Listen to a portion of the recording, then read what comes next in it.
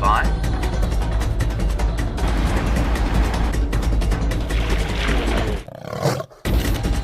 5, 4, 3, 2, 1. You are live, you are live. Good afternoon and welcome to our live safari, coming to you from Djuma, Arathusa and Cheetah Plains game reserves in the Sabi Sands in the Great National Park area of South Africa. And can you believe it? It rained and then it stopped raining just in time for us to go out on a drive, which I'm most thankful, because I have to say that the prospect of driving around in midwinter with drizzle dripping down my back, and I'm sure Dave feels the same, not entirely pleasant. But yes, good afternoon. My name is Jamie, and this afternoon, as you may have gathered, I have Dave once again on camera with me, and we're going to head out and see what wonderful things we can find for you on this somewhat damp and soggy game reserve, which of course is wonderful given the current drought situation we've been experiencing. Look, we didn't exactly have the greatest of monsoons of Africa. We had about probably a mil of rain, but it's enough to stave off the drought that is to come. If you have any questions on the wonders of the African bush, or anything else I suppose, but we'll try. Probably our expertise is best limited to the wonders of the African bush. You can send those through to #SafariLIVE on Twitter, or you can email through to questions@wildearth.tv. Brent is out with Liam on the other vehicle, perusing the joys and the wonders. I think both of us, or for both of us, we have plans to stick fairly close to home. 1, 2, 3, This afternoon, I think trips across Cheetah Plains are going to be in store, just in case it does decide to deluge down upon our heads, at which point we will have to turn and scurry for home. I do have my blue poncho though, my incredibly well-fitted blue poncho that makes me look something like a sailboat. So if worst comes to worst, we will be able to at least get home somewhat in a dryish condition. Our cars are all beautifully wrapped up in their rain covers, just in time for the rain to have stopped. And while we head out and see what we can see, Brent has made good on what he said he was going to do this afternoon, and he has found some elephants.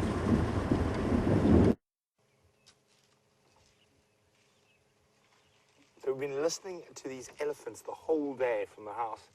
I've heard them feeding down below, breaking branches, trumpeting, squealing.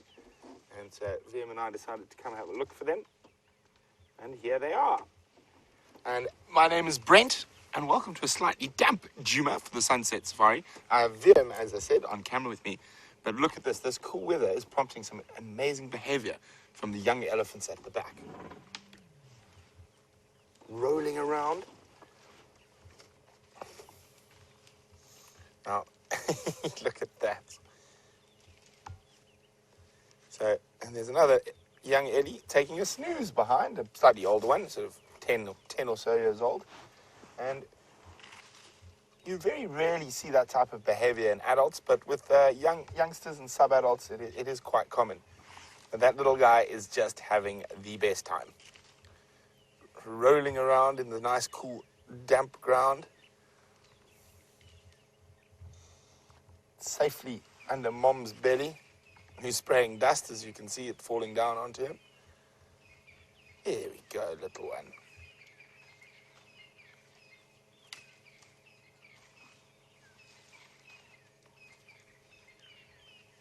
Just too sweet.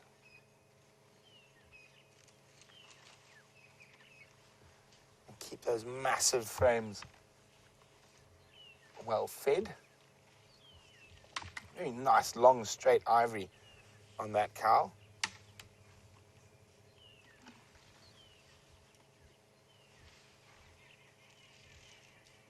Quite an old female. You can see the indentations on her head there.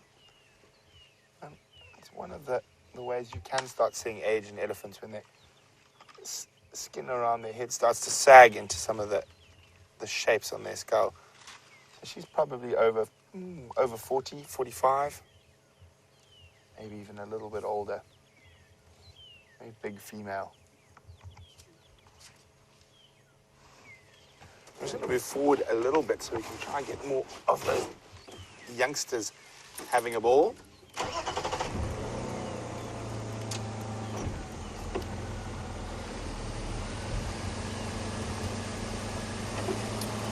How's that, Jim?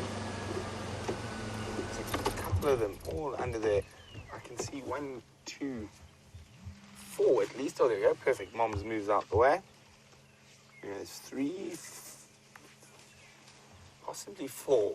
Look at this. It's just too cute.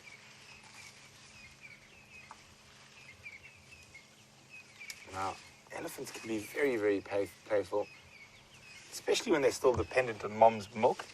They don't have to worry too much about foraging and feeding. And of course, with the drought we're experiencing at the moment,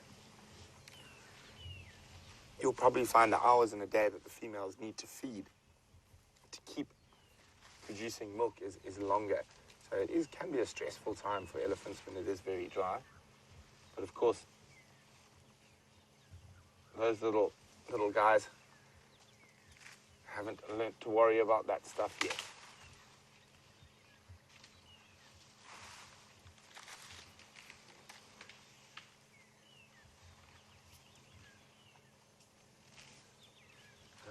I wonder if this is part of that same massive herd we saw on the sunrise safari.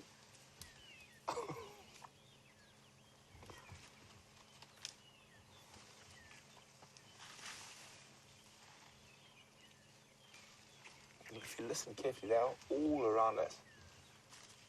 See how the breaking of branches? And sometimes it's amazing how quietly they can move.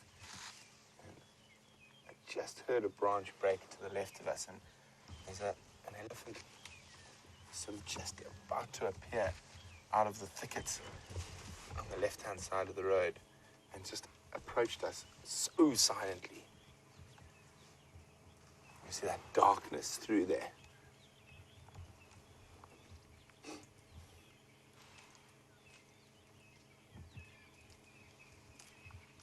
Looks like it's going to stop to feed in there.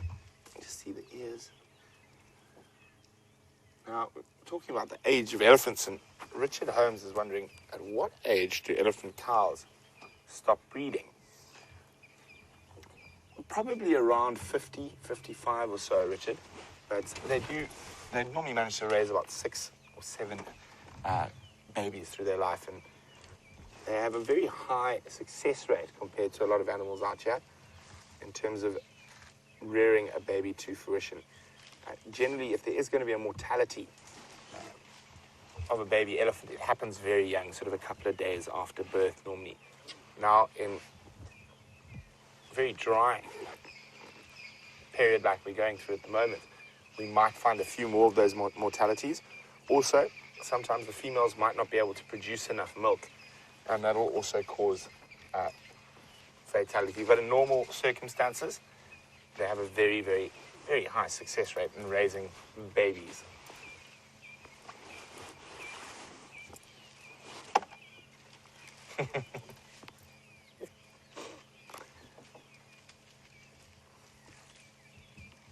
Still that one there, lying and really rolling around in the dirt.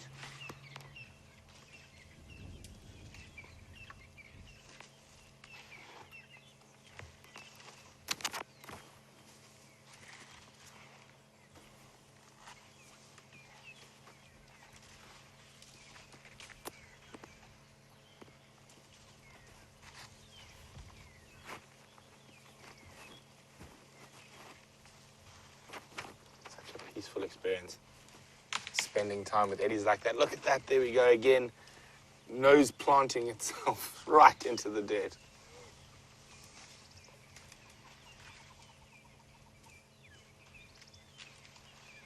I'm incredibly lucky at the moment with the amount of elephants. What do you think, Vim? If we go forward, we might get a better view.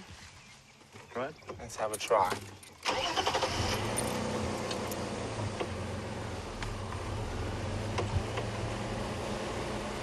This is wonderful. I love spending time with these Eddies. They are just too adorable. The little ones are so playful.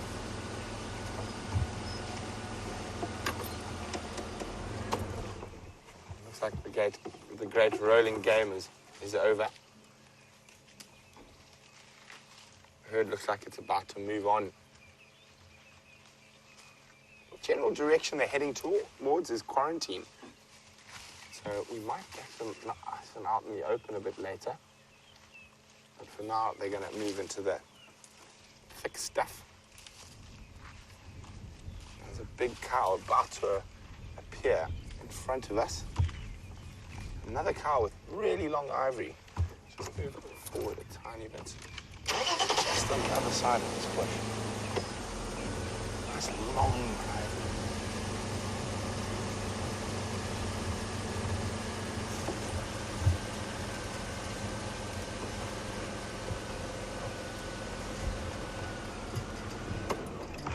Hello, madam. What is that? They're talking around us. Now, those low rumbles can be heard by the elephants up to 20 kilometers away.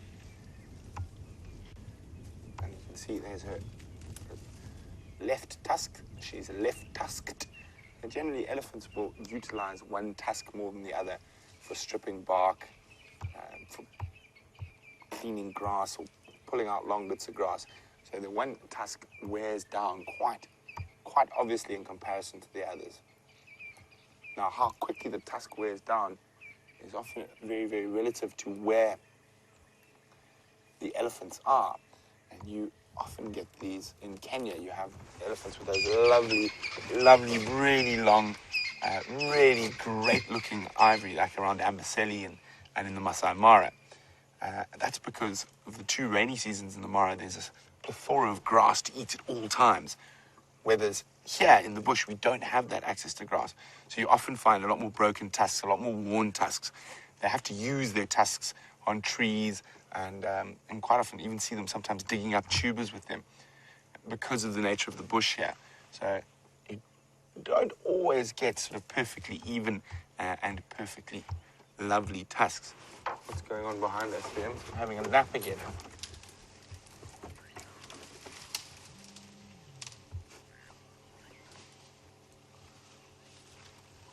Slightly bigger one rolling around and we go forward. Trying to get up.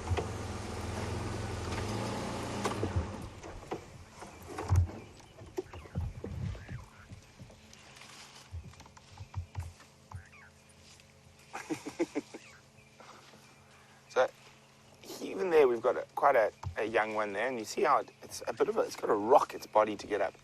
And that's why you often find adults do not do that. It is a serious effort to get back up again. Sometimes they even get a little bit panicked as they get a bit older and then they try to stand up. The only time you really see an adult doing that is when there's a nice termite mound or fallen tree to lie against, so they're not all the way down on their sides. There we go. Managed to get up to the knees.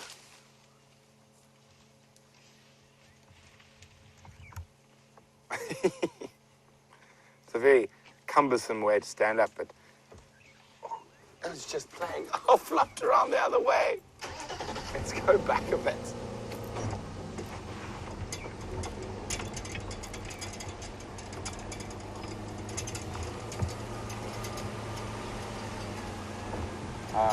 That, Jim.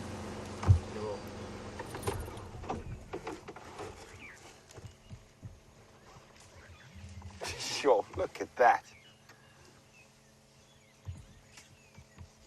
Taking advantage of the nice cool ground, slightly damp.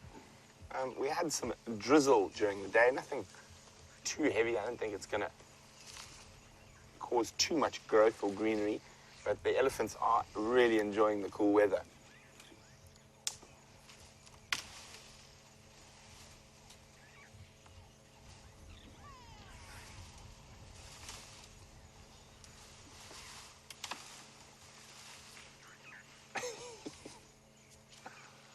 The little one got a boot in the bottom from the one lying down.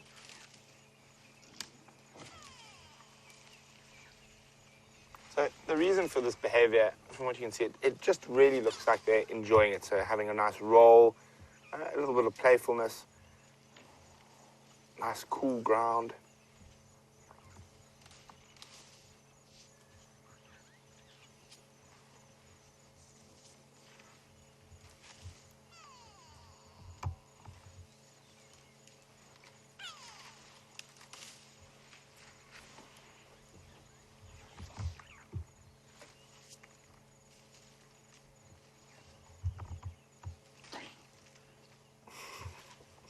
That was a funny noise out of the trunk.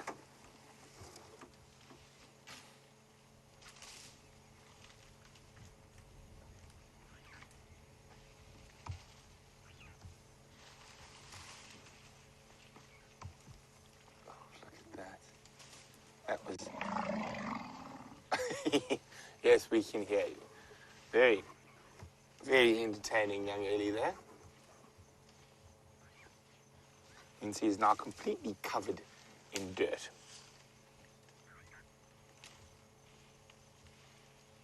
Which of course does help with some of the flies and other creatures that tend to bite them. Quite often if we probably went to have a look once those elephants moved away from there, we'd find the odd tick on the ground.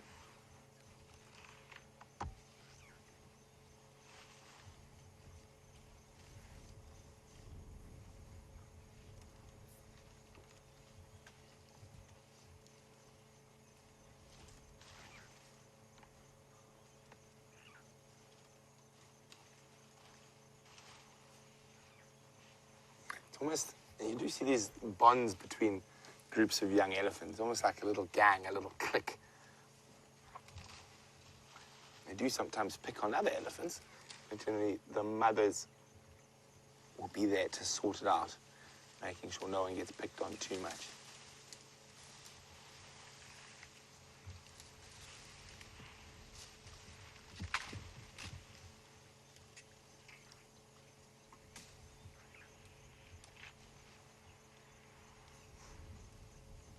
So Darlene in New Hampshire is wondering, do I think that the older males play a role in keeping the younger males in check? Definitely, Darlene, and there's been very noticeable cases where they've moved young male elephants into an area where big male elephants are absent. What happens is their must cycles, their hormonal cycles become quite volatile, and they tend to attack a lot of things. And it seems with a big dominant male around, it suppresses the must in the younger males. So there is definitely an element of that they won't misbehave too much from fear of retribution from the big males. But the Ellies are going to move off, so we're going to do the same.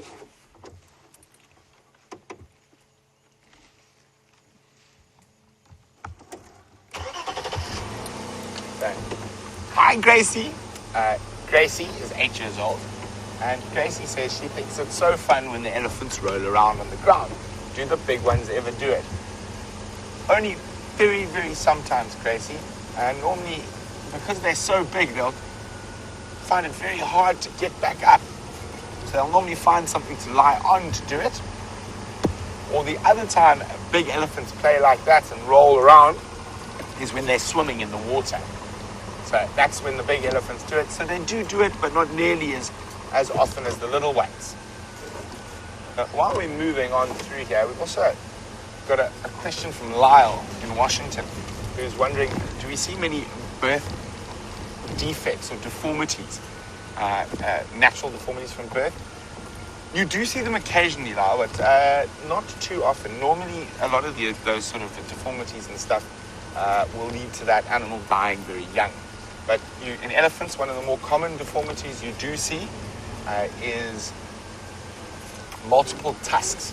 So the most, I've seen one with 3 tusks here, but the record is 7 individual tusks coming out of a single elephant. So that's probably one of the more common elephant birth defects. And then we did see an elephant that looked like it had been, its tail never developed while in utero. So it was born without a proper tail. So you do see them, but they are relatively uncommon. If any major defects, it generally tends to be that animal dies very young and probably before we get the chance to see it properly.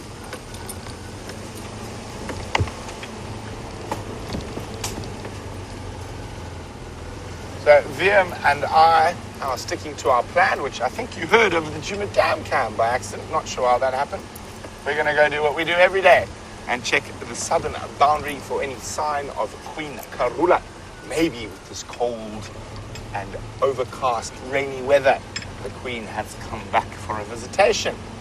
But in the meantime, let's go see what Jamie and Dave are up to on the other vehicle.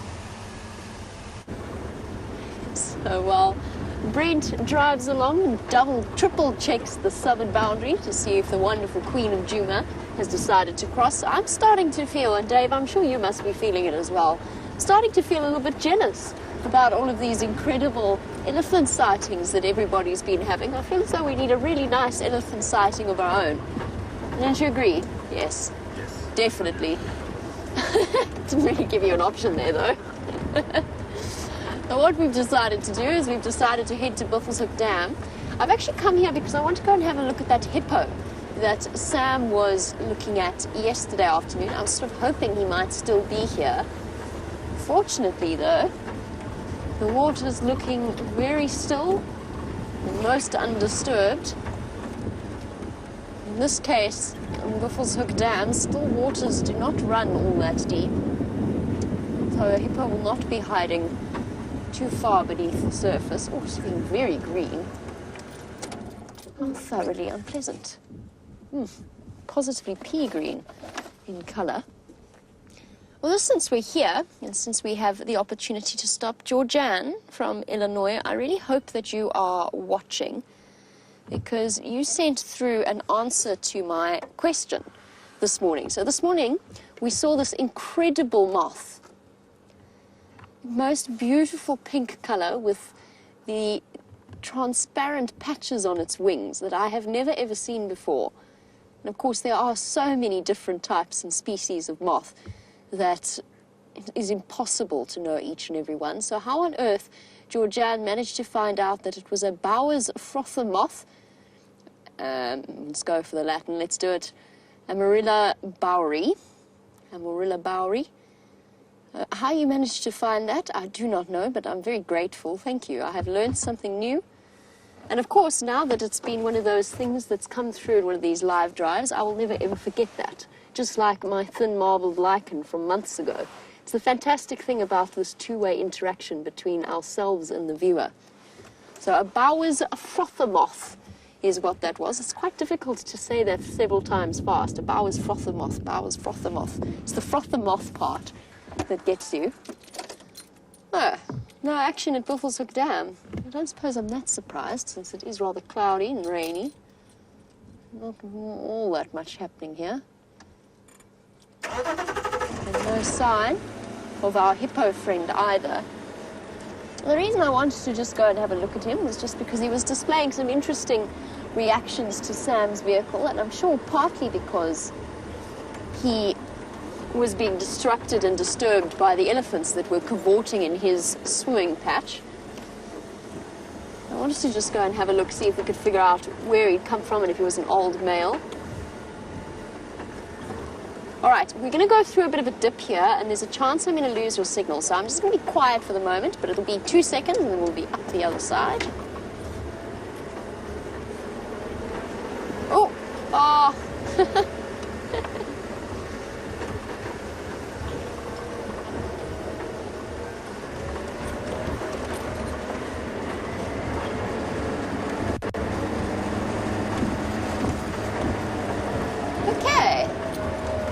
Should be relatively all right. The reason I laughed earlier was every time I go underneath a tree and the antenna hits it, it's like when you pull a tree that just after the rain and you cover your friends with water droplets. That keeps happening to me every single time I go underneath one.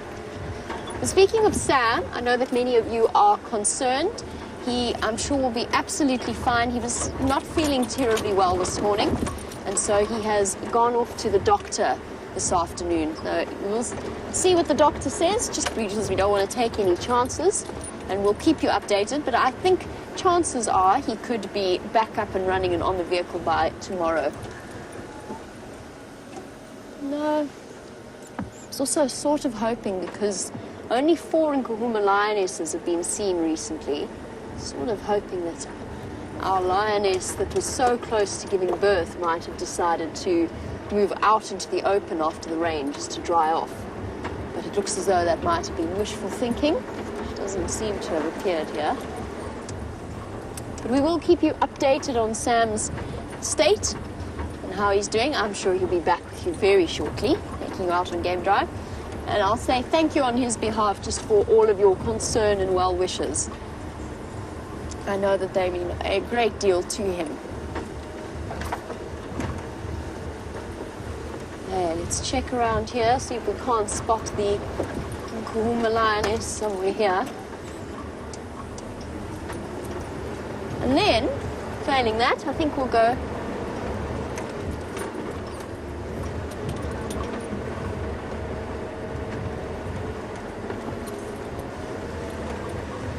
since it might be a relatively quiet day, although that remains to be seen. Don't forget to send through your questions at #SafariLIVE on Twitter or through email at questions@wildearth.com. Hopefully that should be showing up on your screen. Now, to remind you, just in case the sound of the voices don't quite get it through to you. Oh, face full of water. I suppose I deserve that. And then I think, failing any action at Buffelshoek Dam, I do want to go back to the hyena den. We got thoroughly torn away this morning by a kudu alarm calling frantically. First of all, I want to check out if there are any tracks in that area. But secondly, I do want to go and see if the cubs have come out, since just before we left, one of the females walked in with a massive buffalo leg for the cubs to play with. So it might be thoroughly entertaining, and it's nice and cool, so they should be out. We'll have a chance to go and watch their shenanigans. Doesn't look, though, like the rain is going to come pouring down again. Sort of slight, ever so slight patches of blue every now and again appearing in the sky.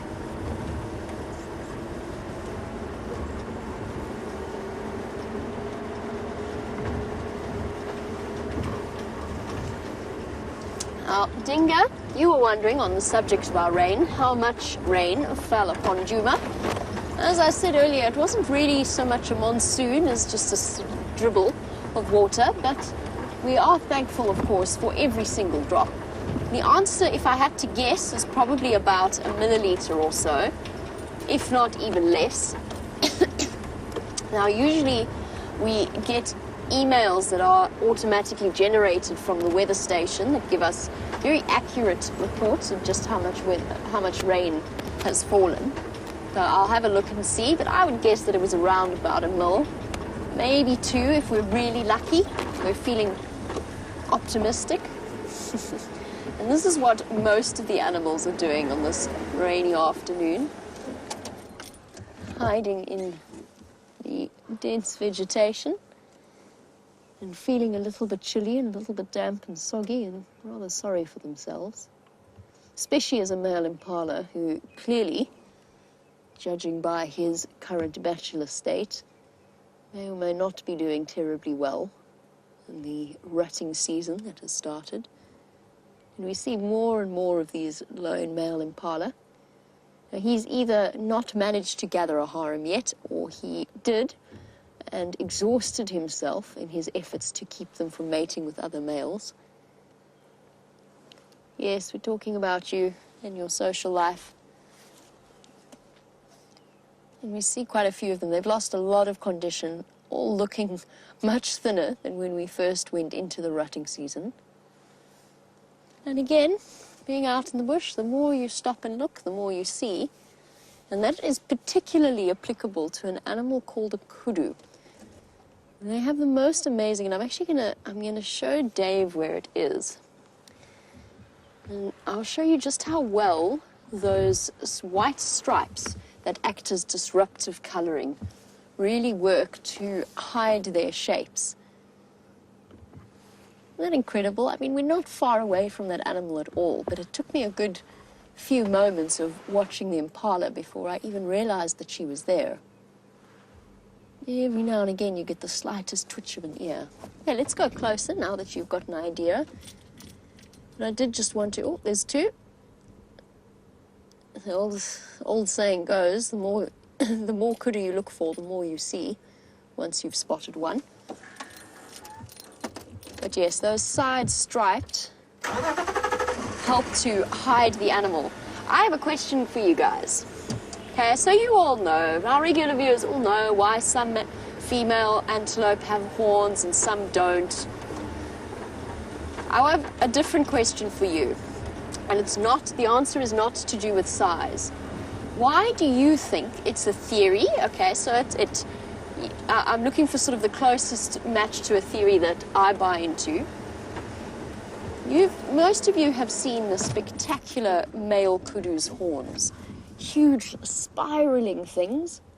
The same goes for the impala. They've got relatively interesting looking horns. Waterbuck, nyala, bushbuck even. So why is it that some antelope males have these spectacular heads of horns, whilst others, like the steenbok and the duiker, only have tiny little spears? And it's very much to do with what the males use their horns... Ooh, that may be giving it away a little bit, but what the males use their horns for. The answer is a little bit more tricky than the usual story about why female antelope in these areas don't necessarily have horns and other species do. But if you are joining us for the first time, or this is one of your first live safaris, just to explain what I mean, this is a female kudu. Absolutely beautiful, graceful antelope, one of the largest that you will find in this area. And the males have enormous spiraling horns that reach up out of their heads, whereas the females do not. And yet, with something like a blue wildebeest, both the males and the females have horns. And that's because of the differences in habitat and the fact that in kudu, a horn is actually more of a disadvantage for a female than an advantage. They rely on their cryptic coloring and their ability to disappear and hide in thick vegetation. Whereas the males need to retain them because they still need to fight for access to the females. But with blue wildebeest, much more open vegetation, much more open habitats. Thus, they actually need their horns to defend themselves from attack from predators. And they really are truly beautiful animals, a kudu. Huge radar dish ears that can move independently of each other. And those big sideways facing eyes. All the better to spot a predator with.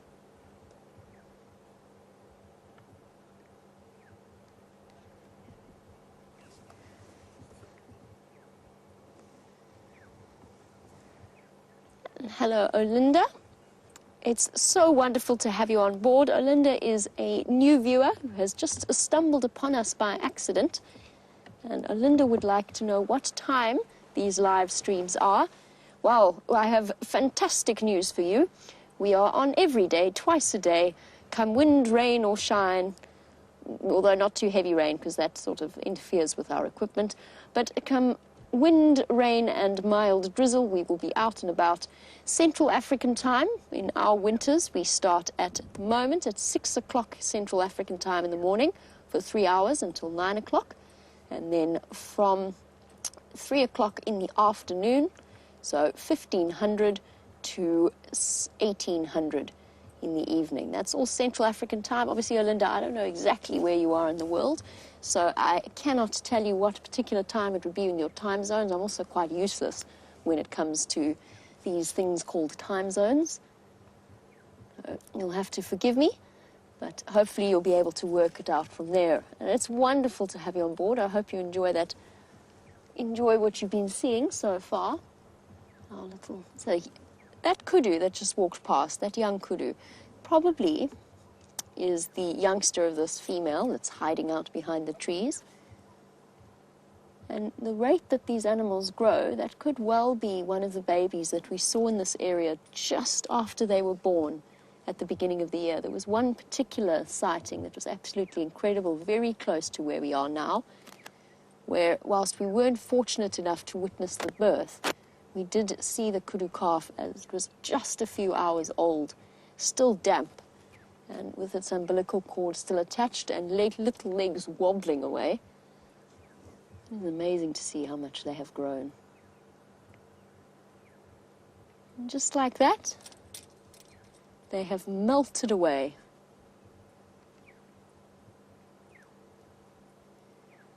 And it's very difficult for you all to get a sense of perspective and a sense of scale when you watch through the eyes of the camera. Oh, hello.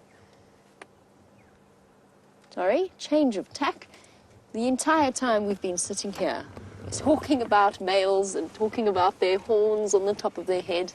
We have been closely watched. I don't know if you can see there, Dave. In between, you got him. Ah, the secret of kudu. In this case, a big bull. Oh, not that big. Looks, could be a fair-sized. He's been watching us the whole time. Now, hopefully, he's going to move across the road and towards the females, just so I can show you what I mean about the comparison between a male and a female. He's not that far away from us, and yet he has completely disappeared. Let's try shuffling forward. Maybe we can get a bit closer and get a clearer view of him. And then I can carry on with what I was going to say about scale.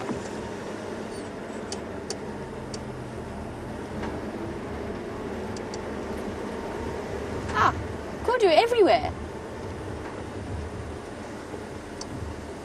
A young female. Hello, girl.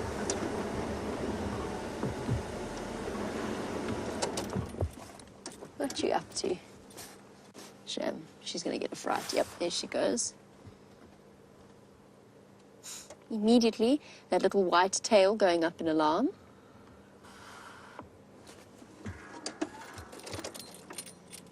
Recently, I have seen male kudu like the one I'm about to show you, hopefully, fingers crossed. I've seen male kudu fighting over a female that's coming to estrus. But kudu, unlike impala, do not have a set breeding season and therefore do not have a set rutting period. Now, Tom, who is a 14-year-old viewer... Oh, here we go. Sorry. Oh.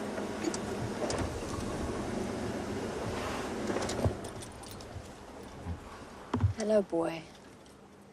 We just want a brief view of you. You are so very beautiful. He's going to dash across the road in front of us. It's all right, boy. Gentle snort. There we go. Those beautiful curved horns. Look at that big, thick, shaggy neck compared to the females.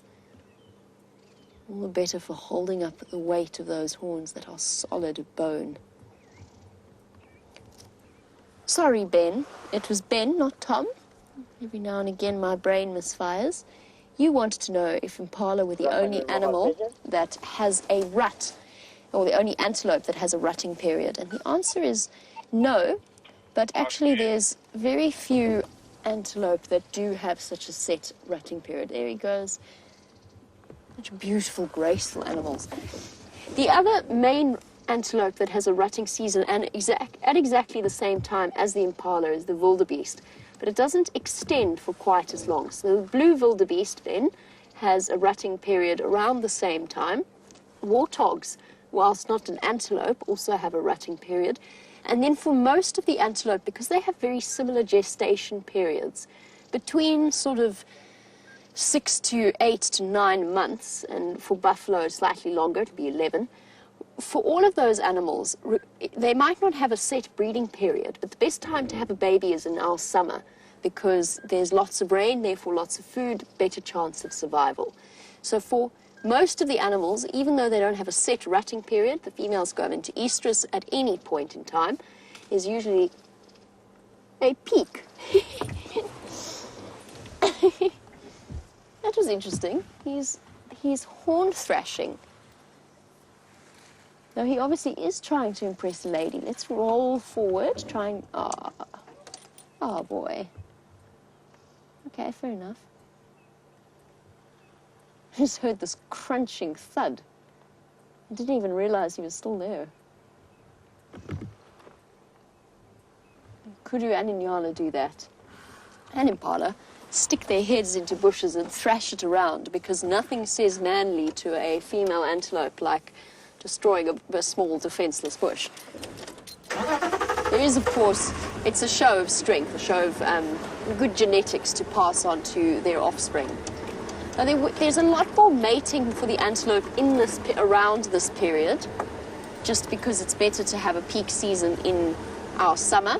But Nyala and Kudu generally you'll find babies at almost any time of the year. I like this archway. Whoop, here we go.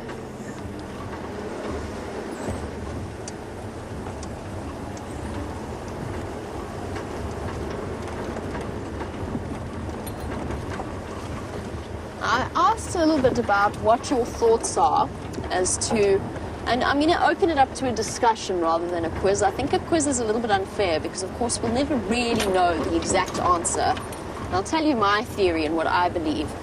Aaron Hallis has come up with a very good answer as to why, with little antelope, a big set of horns could impede their feeding, their grazing, or their browsing. And you're in essence absolutely correct. That's why the females of those species don't have horns, because they would be, although that being said, now we're going into complications, because occasionally you do get female duiker with horns. But it could in a way impede their ability to dash off into the vegetation. But I'm looking for something that requires a little bit of background into the difference between the lifestyles, let's put it that way, of a duiker and a steenbok versus the kudu, impala, and nyala, the different antelope of the world.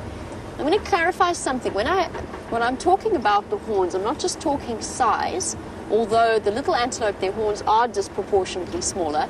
I'm also talking about flashiness, if we could call it that.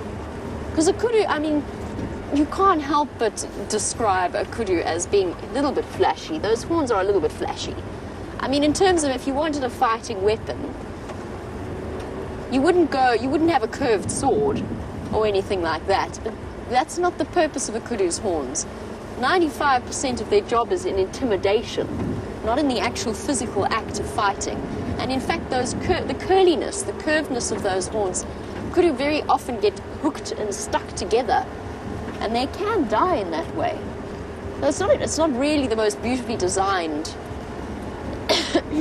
method of fighting. So whilst, Aaron, your answer is not wrong at all. This is a very good answer, but it's not quite what I'm going for. There's another reason as to why it is they have that reproductive strategy and approach. Sorry, I just want to go back and check a track quickly.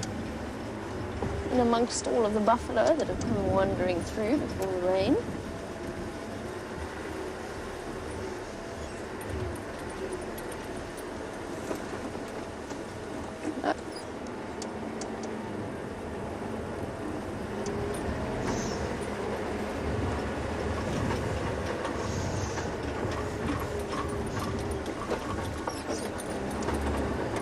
Now, Hannah-Lee, you've also come up with a perfectly good solution to our question, and that is the fact that the smaller antelope use it in a stabbing motion, whilst the larger ones are more about wrestling and a show of physical strength.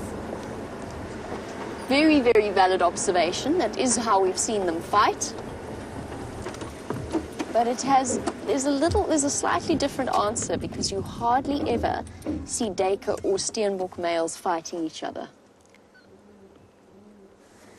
Hello, little thing. I didn't think we would still be getting them coming out. I thought it was a little bit too late in the season, so this is a really exciting find. This is a giant land snail, and this is a small giant land snail. Not quite living up to the expectations of its name. I'll hop out so you get a sense of scale, just to get an idea of just how big he is. Very large enough. You only really see them in summer after rain, so this could well be the last giant land snail that we see for the next few months. But here he is in comparison to my hand. Hello. Sorry. Don't mean to block you. You keep going. And they're actually relatively uncommon, very slow movers. Oh, let me move my hand out of his way. We had a slight collision there. Fantastically retractable eyes on the end of those stalks. Incredible animals with their long, muscular foot. Now, I don't know if I should call him sir or madam. And the reason behind that, of course, is that giant land snails, due to their life cycle and the slowness of the way that they move and the relatively small numbers of them, they actually have both male and female reproductive parts. So what that means is that when one lucky land snail finds another lucky land snail, they can fertilize each other, essentially increasing the number of offspring by 2, double the effectiveness of the mating process.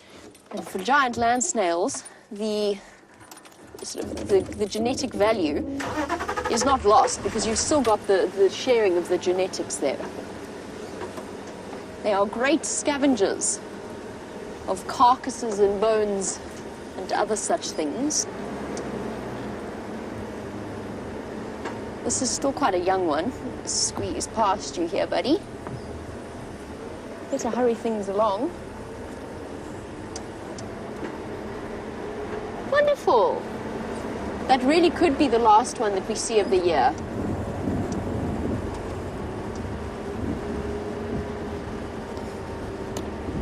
There we go. Robin and Gail, who are on the same page as I am in our explanation behind horn sizes and the flashiness of horns. You are absolutely right. Smaller antelope are monogamous, and they pair up monogamously for their entire life, for the duration of their lives. They don't need to fight nearly as often for mating potential, whereas for kudu, nyala, impala, all of those animals are, they reproduce with lots of different females, and they aim to reproduce with as many different females as they can. And the females are not patient. They will go with the best male they can find. And that is why waterbuck, nyala, kudu, impala, all of those antelope have the beautifully curved, in some way flashy, showy horns that we see. So that's my take on it. That's why I feel as though that's how the animals have been designed through the evolution of hundreds of thousands of years. You don't have to agree with me, of course, but you guys, that's exactly where I was going. So very well done, including a little bit of the animal's background, a little bit of knowledge on their life cycles and the way in which they live their lives. Now, of course, we've just got to find you one. Since I feel as though it would really complete the story nicely if we could find a pair of steenbok nestling happily together. As that buffalo, unfortunately, that buffalo disappeared.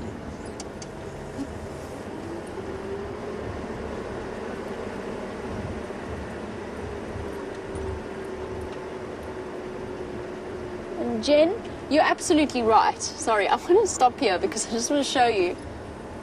Sorry, Jen, I'll be with you in a moment, actually. Let's just stop since we are here. What makes you think a herd of buffalo has moved through this area? It's just torn up ground and buffalo dung absolutely everywhere. This is what happens when 1,000+ buffalo move through. And they do hoof action like this, plus the additional natural fertilizers in the form of their dung, actually does tremendous good to the area out here. And we've spoken a lot about this before, about the way in which grasses have evolved with with the action of animals. So grazing and hoof action are actually essential in the life cycles and keeping grass healthy. Too many animals and you've got overgrazing, too little and you actually get undergrazing.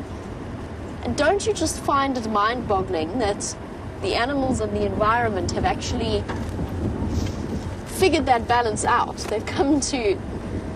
It was like that extract that I was reading from the Stevenson Hamilton book that I got from my granddad, about the fact that man actually has no idea. We are learning, but really nature in general is best left to its own devices to sort things out. But yeah, sorry, back to Jen and the answer to our little antelope question. You've pointed out that nyala, kudu, impala, waterbuck, all herd animals, whereas the dwarf antelope, sorry, the name went out of my head, the dwarf antelope species, the cephalophyne family, duiker, steenbok, they're all territorial. And that kind of plays into similar to what I was saying, yes, because it comes down to they're territorial because they have their mate with them. They don't have to move around looking for mating opportunities. And thus you have the, oh my goodness, the lack of necessity to have nice, flashy, showy horns. Sorry, I need to stop and put my jacket on because I'm about to get hypothermic. Now let's have a look at the stunning weather for a moment, shall we? This really glorious afternoon. Sorry, everybody.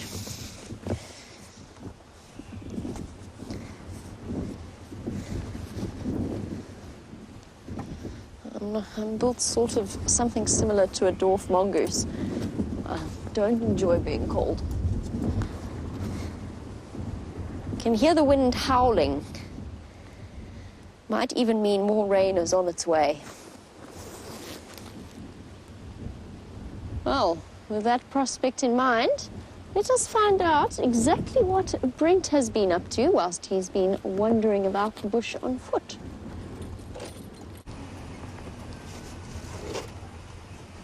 So, I'm busy being cold, but while being cold, Liam and I are checking an area that could possibly hold shadow. So the last place she was seen was going into this property to the left. So we're just checking our boundary, just that slight hope, that slight chance she might have come back into Arethusa. But unfortunately, it doesn't look like it. We're nearly at the end of the boundary. I'll have to pop in and come out at the southern end of the Arethusa airstrip. So we could look for some jackal while we're there and see what else might be out in the open in this windy weather.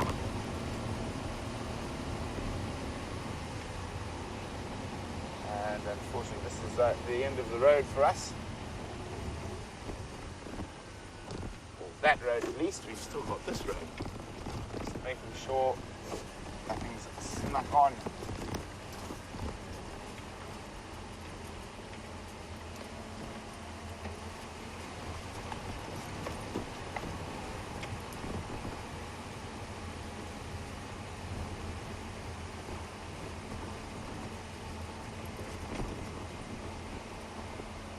Very unusual weather for this time of the year. As a general rule, it never rains during winter, but every year without fail you get at least one rain during the winter.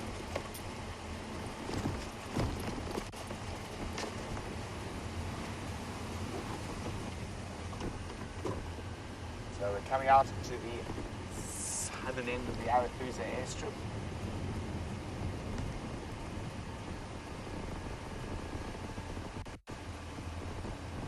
Oh, hello, Wolfgang. Wolfgang would like to know what happens if two separate female leopards with cubs happen to come across each other. Well, Wolfgang, it probably wouldn't be a good thing.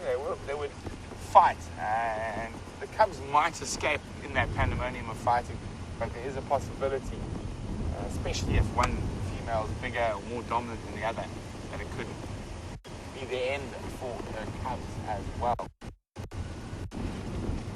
I don't think we're going to find that. Oh, we've spotted a secretary bird. It's reading a nest. Reading a nest. Oh, look at that. Incredible. Well spotted VM.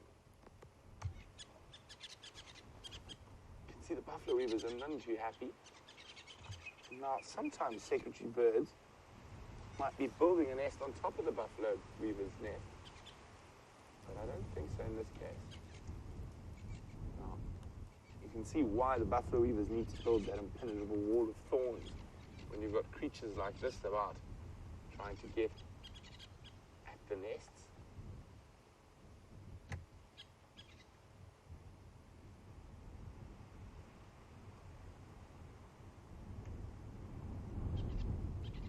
Not an ideal day if you're a secretary bird, for hunting at least. A lot of a secretary bird's favorite things like warm weather.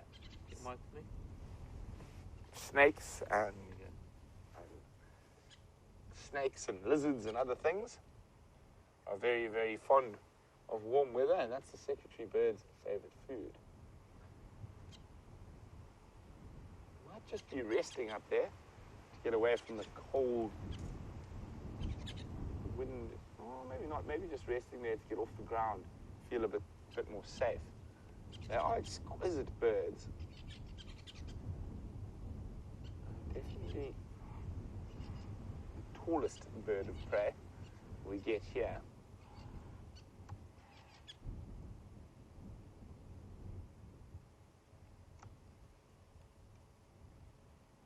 Okay, well, look at this beautiful secretary bird. And if you want to know anything more about the secretary bird that I might not have mentioned, pop us an email on questions@wildearth.tv or use the hashtag SafariLIVE on Twitter. Now, from the tallest raptor we get here to the tallest living land mammal. And they're directly opposite each other.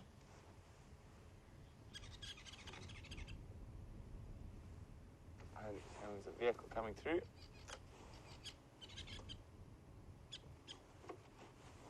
Oh, sorry, Ryan's shouting at me on the radio. Sorry, go again, Ryan. Yeah, dude, sorry, I've got a jig over here. I'm already late to get back to the car. No problem. Are there any updates? I've just come back from the east, so I'm not sure. Lovely, thanks. Okay, so we've got the one tall animal there, and then a second tall animal over there. Oh, she's flown. Sorry, so we've been absolutely bombarded by the lapwing. Land. Okay, let's go have a closer look.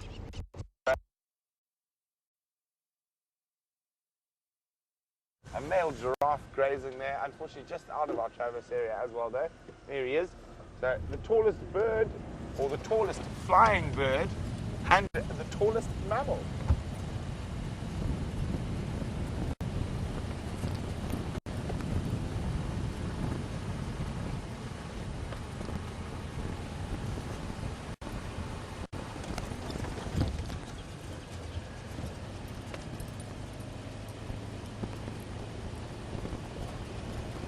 Down here somewhere, these short worries.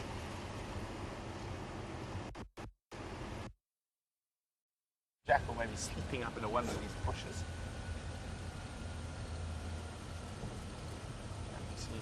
Can you see the secretary bird? Where's it gone? Landed around here somewhere.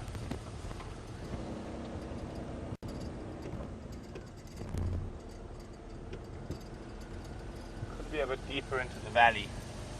But there we go. That's another reason we've been coming to the Arethusa airstrip, is to actually get a really good view of the secretary bird. And that's definitely the best view I've had since I've been at SafariLIVE.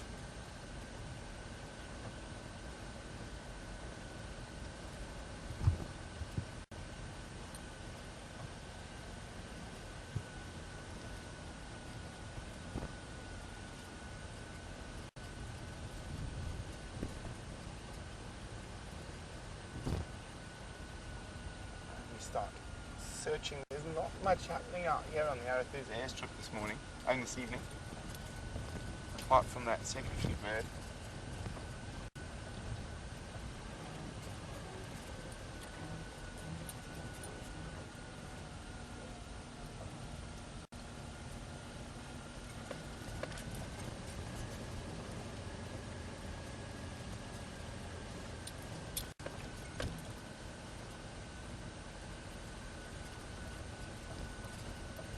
Nope. And from what I can hear on the radio, there's no updates on Arethusa.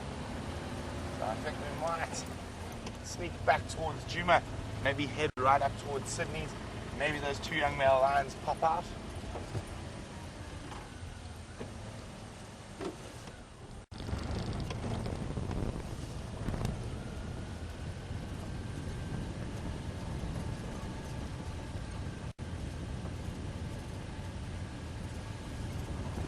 Hi, Emily from England. Emily would like to know, does the cold affect the animals in any way? A slightly cooler day, as we saw the elephants at the beginning of the safari, were really enjoying that. Most of the animals are designed to be able to take a certain amount of cold, but the only thing you will rarely see is certain of the antelope species, they puff their hair up, and what happens is a layer of air gets stuck between their hair and their body, creating a nice warm insulative blanket around them. And the cats are generally more mobile when it's cool, or the predators generally more mobile when it's cool. So you've got a better chance of maybe bumping a leopard walking around a bit earlier than it might if it was a hot day.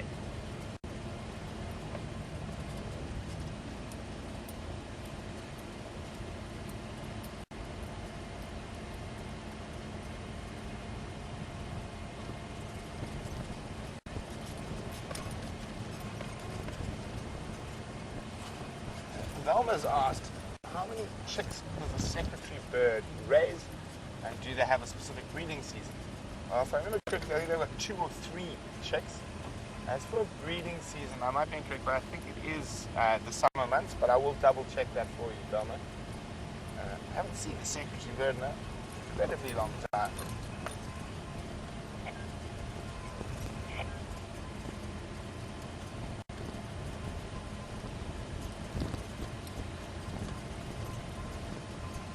Trying to get my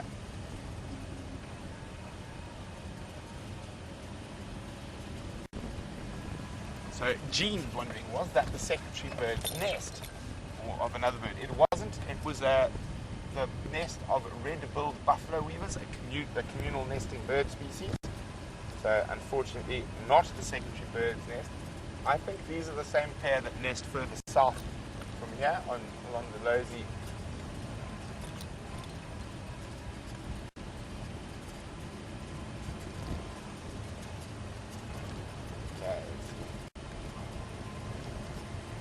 Trying to remember where's the secretary bird amongst the bird of prey.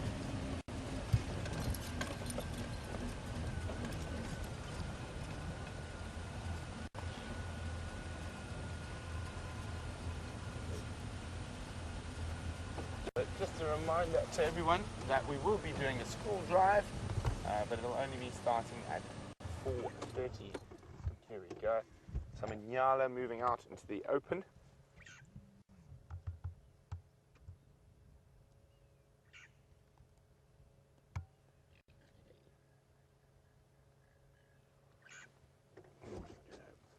Pretty little one. Little boy there as well.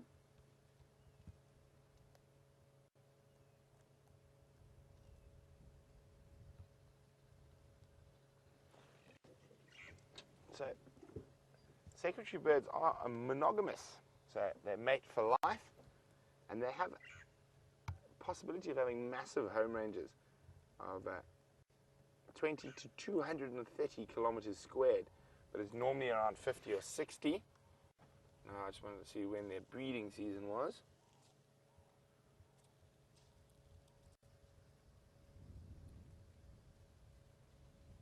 Okay, here we go. Year round. So they don't have a specific breeding season. They'll nest any time of the year. And they said, yeah, one to 3 eggs. Oops, sorry.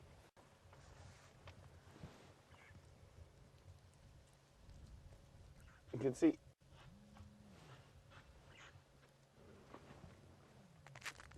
it looks like they really don't like walking on the tarmac, not used to it yet. And they also don't like being caught in open ground. Now, there's impala snorting around giving them a fright, so they want to get to the edge of the tree line, the bushes. They'll feel a bit safer there. And there goes that impala's about to run behind them, snort, snort, snort.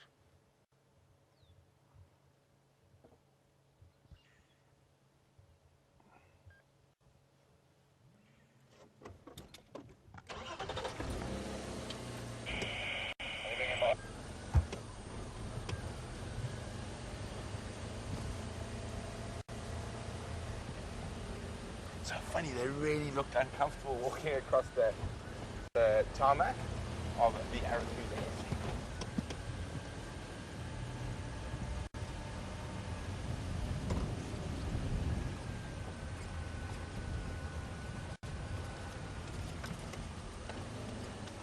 Now that's interesting. How brave am I feeling, VM? Am I feeling brave? Stick your head down there. I'm going to stick my head down there. It looks like something's been going in there. It looks like possibly a warthog, but I'm going to stay a little bit further away when I check. VM has already got an evil grin on his face, hoping to see me jumping or squirming. But I want to check. Sometimes you get things like white-tailed mongoose and civet that also utilize these things. They're good to know. I'll start from a bit further away here.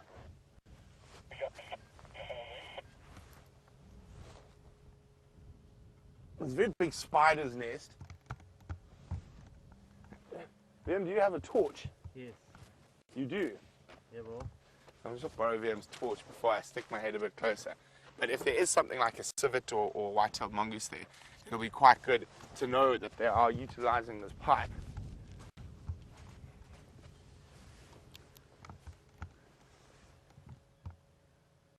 So it definitely looks like a warthog's been using it as a lie-up. Now, it's not a good place to lie if you're a warthog. A leopard can definitely scrag you out of there. Okay, well, so far nothing in there. No mongoose or civets or anything interesting, but always worth having a look in these little things. And notice if you ever do want to look down a hole where there's possibly an animal, don't go like this and start looking. That's one way to get hurt. Always try to give yourself a bit of distance, because if there is an animal in there, you could get a fright, and you want to let it have an escape route that's not through you.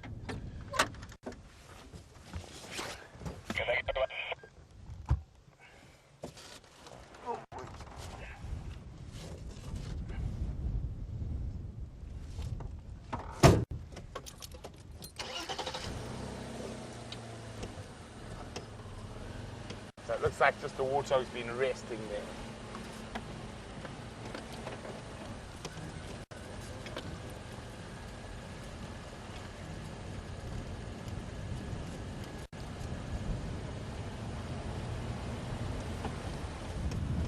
So Finn, who's 8 years old, would like to know, are secretary birds like ostriches? They are not at all, Finn. A secretary bird is a meat eater, so he likes to eat snakes and lizards and things, whereas an ostrich is more of a grazer, so it eats seeds and fruits and grass. And so very, very different. Ostrich is much bigger. A secretary bird only weighs around 10 to 15 pounds. An ostrich can weigh over 100 pounds, so very, very different. But while we continue through here to see what we can see, let's see what Jamie's up to back on Juma. Wouldn't it be absolutely wonderful if those secretary birds do decide to nest on the Arathusa airstrip? That'll be something different and exciting for all of us. I still haven't seen them yet. I haven't seen a secretary bird on since I started working for WildEarth in this area, so that's going to be tremendously entertaining if it does happen. Get to see them on a regular basis. Failing any action at Buffelshoek Dam, I've decided to return to the alarm call area. There's a really lovely group of hoopoe there. Let's try going forward. I think they're going to fly away. Don't fly, don't fly, don't fly. Please don't fly, please don't fly, please don't fly. Thank you. It's one of my favorite birds, just in terms of their coloring. And of course, then we've got the bright, oh, never mind. I was going to say the bright contrasting colors of the starling. The African hoopoe, in the process of cleaning his bill, or her bill, free from any mud that he might have picked up whilst probing the dirt. And those beaks of theirs are incredibly sensitive. Oh, beep, beep, beep. Your mouse birds calling. They've got really specialized nerve cells on the ends of those beaks, which means that they can pick up and detect any kind of movement in the ground below them. Go having a jolly good clean. And then they stab down and they pick out any worms that might be moving beneath the surface of the soil.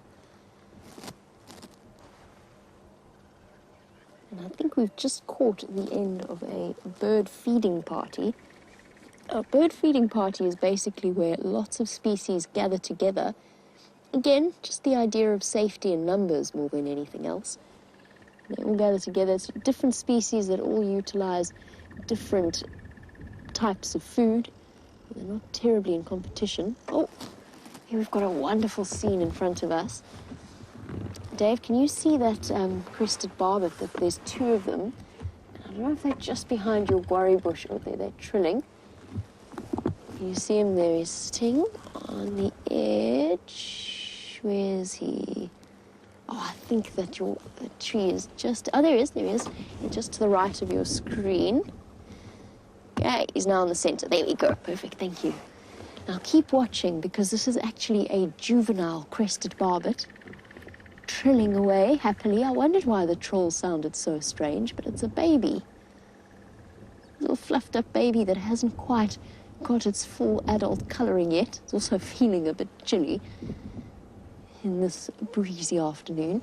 Now, if we keep watching, hopefully Mom is going to come back, or Dad, or indeed an older sibling, since they are cooperative breeders.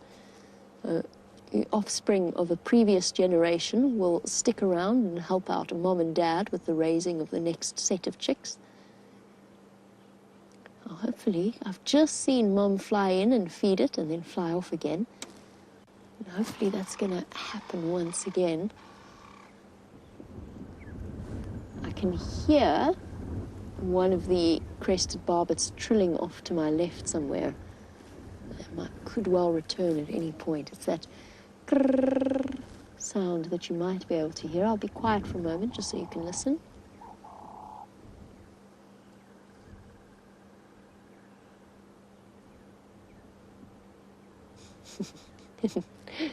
And the crested barbet very politely went quiet there as well.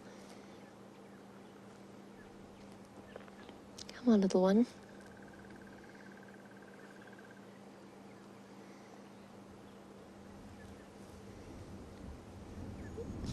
Get it bobbing up and down on the branch. You see how much shorter the tail of a juvenile crested barbet is compared to that of an adult. They're not usually that round, though. This is just because it's cold and it's puffed up. Your parents are getting further and further away, buddy. I can hear them calling quite a distance now. I need to go and catch up. Now, the trill of the crested barbet is maintained for far longer than a breathful of air. That's because they practice what a lot of wind instrument players can do, especially, of course, the famous didgeridoo players. They can circular breathe, so they can inhale through one side and exhale out the other, which allows them to maintain that trill for an extended period of time. Oh dear, somebody appears to have a full belly. There's no sign of the adults returning once again. Come on. Oh, yes, no. Nope. Oh well, you have to take my word for it then. We'll see if we can't get a little bit closer. Get a nicer view.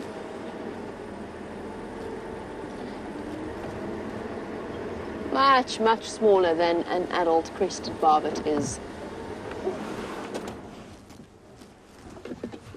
Once rescued a crested barbet out of a swimming pool in the house in Johannesburg where my parents live when I was a little girl. I paid quite a savage price for that. Didn't take kindly to being rescued and sliced open my finger. Those bills are exceptionally powerful and capable of essentially fulfilling their purpose, which is tearing into the hard exoskeletons of insects. The other bird I would love to get on camera and that we don't often get to see is the black collared barbet. Very similar size to the crested, but with completely different colouring. but still with that black collar around the throat. He's actually quite cute, so tiny compared to an adult crested barbet.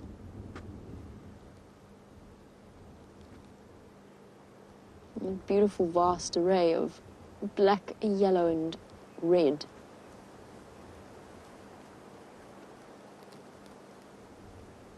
I think your parents have gone, little one.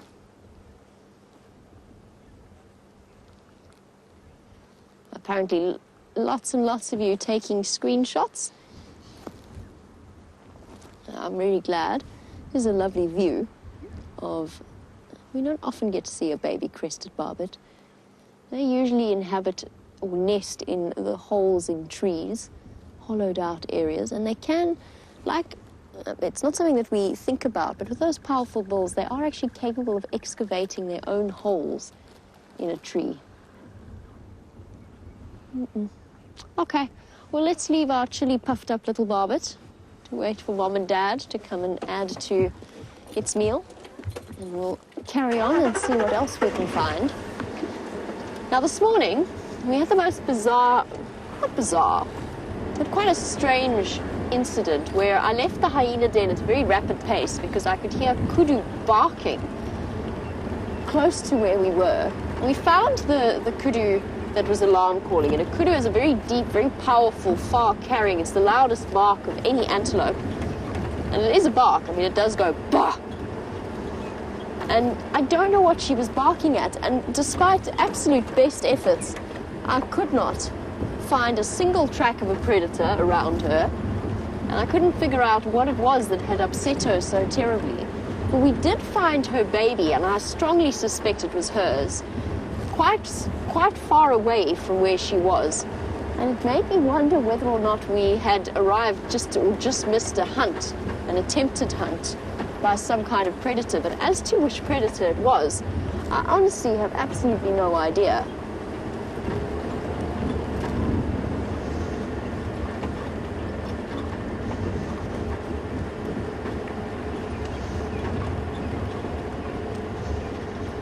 Oh, okay. Speaking about kudus and kudu babies, Emily, watching in England from where I have just returned, I hope the weather's slightly better than it was when I left.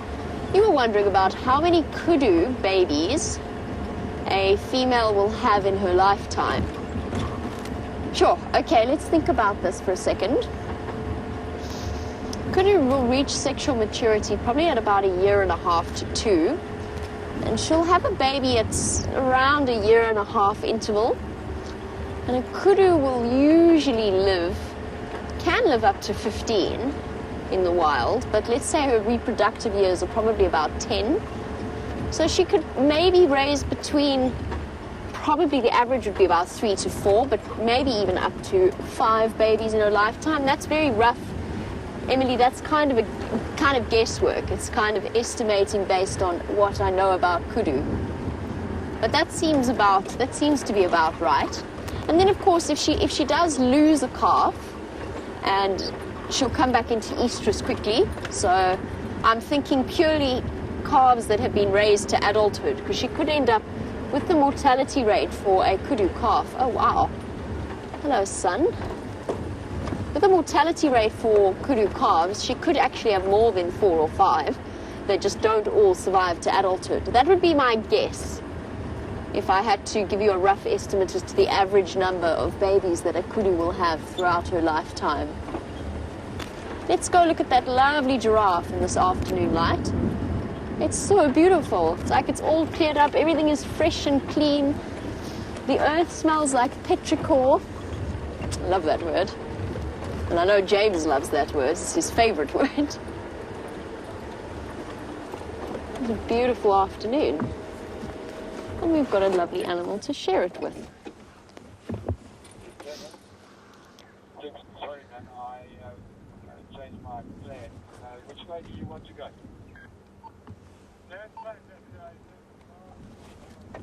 Oh, girl. Looks like we've got a relatively mature giraffe female. Oh, hello, there's number 2. coming to see what all the fuss is about and what her friend is looking at. Oh, I say her friend. I think that the giraffe on the right is a young male. It's hard to tell when they are young, but it looks as though the ossicones, or the horns on the top of the giraffe's head, are a little bit thicker on the one than the one on the left. Yep, no, that's definitely a young male at the back there. So I have a sub-adult male and a female. It may or may not be his mother, not necessarily. They can associate with their moms for quite an extended period of time. But once they do leave home as an animal that is relatively gregarious by nature, but not in a fixed sense, they're quite happy to associate with strangers for a while. They are beautiful in this light. He seems to have accepted our presence far more readily than she has. She's keeping a very close eye on us. Lovely dark female. Generally, with giraffe, they do darken with age. But again, you just get some lighter coloured individuals and some darker coloured individuals.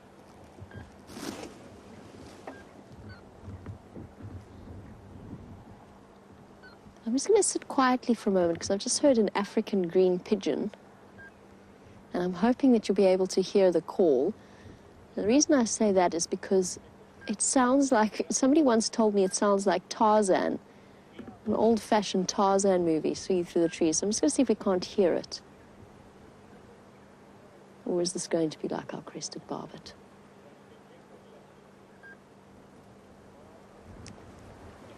Nope. Okay. I'll show you the green pigeons after we leave these giraffe.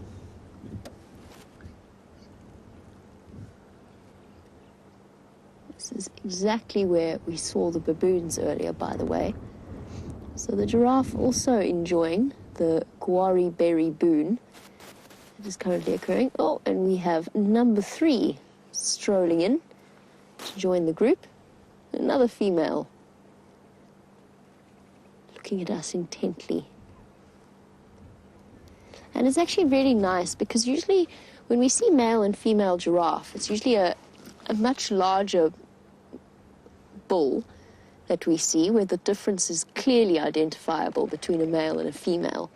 We don't always get the opportunity to view a young male and a female of the same size next to each other, but it really gives you a good comparison. Oh, sure, all right. Budge up, buddy. It was quite aggressive from that female, but it does give you a nice comparison opportunity, except now he's hidden his head behind the bushes. But you can see, even when he does walk out again, just have a look at how much thicker his neck is, even though he is shorter than the 2 females, and then how much broader his head is as well. So even though he's a young male, he's younger than these 2 females, he's already starting to develop the characteristics of a mature giraffe bull.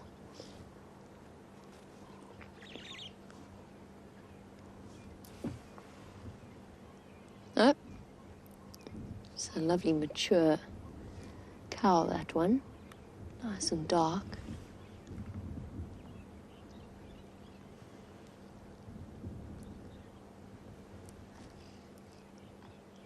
Just to clarify, for us here in South Africa, this is giraffes in the afternoon light. It is going into our evening time now. So this is the afternoon show, the sunset safari. We are looking towards the west and we've got giraffe highlighted by beautiful afternoon light. I'm not sure if I accidentally said morning light by mistake. This is entirely possible. The way that my speech patterns today have been going. I also have a tendency to call our drives the sunshine safaris instead of the sunrise or the sunset safaris. So, you know, it might well have been my mistake. But yes, it is evening time for those of you who are watching and just wondering about the time in South Africa. I remember once one of the funniest... Sorry. I'm going to figure out what movement was that I just saw. One of the funniest comments we ever got through on YouTube was a comment from one of the viewers to say, "We've caught them out, it's not live, they're lying to us," because she started driving in the dark and now it's light. Obviously not quite realizing exactly how mornings work. Here's a nice giraffe track, just because we've got it in this afternoon light. And I know some of you are working on scrapbooks of tracks. Now, if I remember correctly, Dave, when we did our tracking assessment, most things were giraffe tracks to you. That's quite right. Yeah, I mean civets, lions, everything was a giraffe. So I'm looking at those tracks that are actually a giraffe. I don't know if you can see them there. I can actually hop out just to show you. But this is for, there you go, perfect. Yeah, keep going in the middle there. Perfect. This is for those of you building up a scrapbook, and you can't build up a scrapbook of tracks if you don't have a scale. So you'll have to make do with my hand, since I don't have any other implement. My Leatherman's gone walkabout. Sorry, distraction. Oh, it's a hyena track. Thought it was a leopard track. Here we go. Oh no, that's going to put you in the shade. A small giraffe track to add to your tracking screenshot scrapbook. It was nicely alliterative. Just to give you a sense of scale. This is quite a small giraffe. A large adult giraffe track would probably be, now I'm going to draw on it, so I hope you've all got draw screenshots, would probably be about that size, a bit longer. Oh, no, now I've messed it up. Oh, no, I've messed it up, I'm sorry, there you go. That would be a normal adult giraffe track size of a bull. Scale. Okay. The giraffe are looking at me like I'm completely mad. I better get back in the car. I don't want to scare them away. Didn't realize that they were coming back this way. Giraffe do have... I mean, I'm sure I'm imagining it. Obviously they don't, but they do seem to occasionally give you such a judgmental look when you're doing something silly. And no animal can stare quite like a giraffe.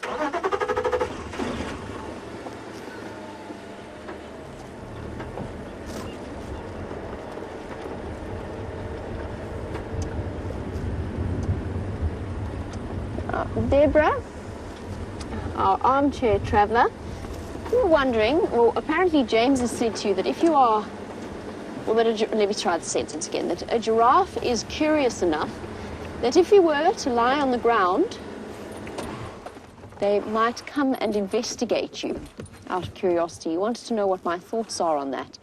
I think that is entirely possible. I have never tried it.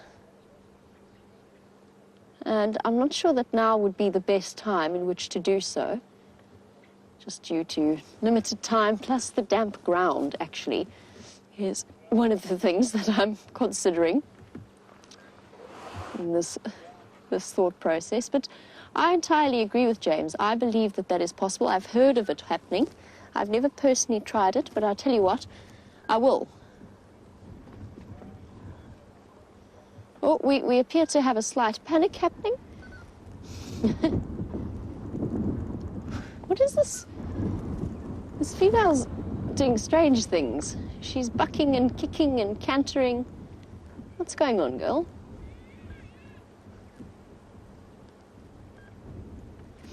And is a giraffe, Deborah, it is a giraffe defense mechanism to stand and stare. That being said, I actually think that they're quite intelligent animals in their own way. And I do believe that they have that level of curiosity. I've had it happen with buffalo before, where they've been curious enough, because when you're lying down, you no longer take on that bipedal human form. What are you doing?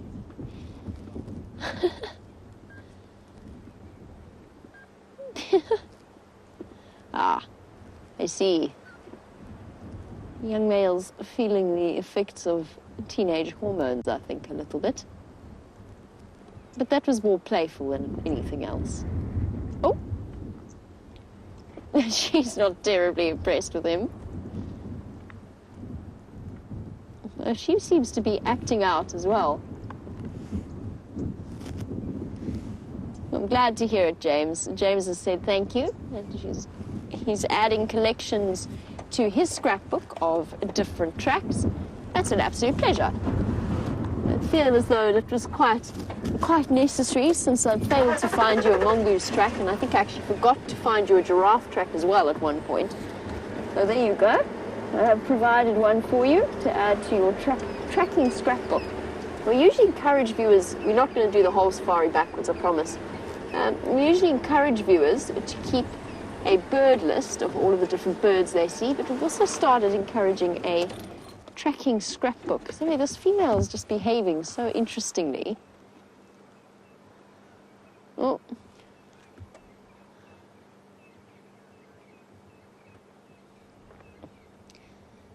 I don't know what all of that is about.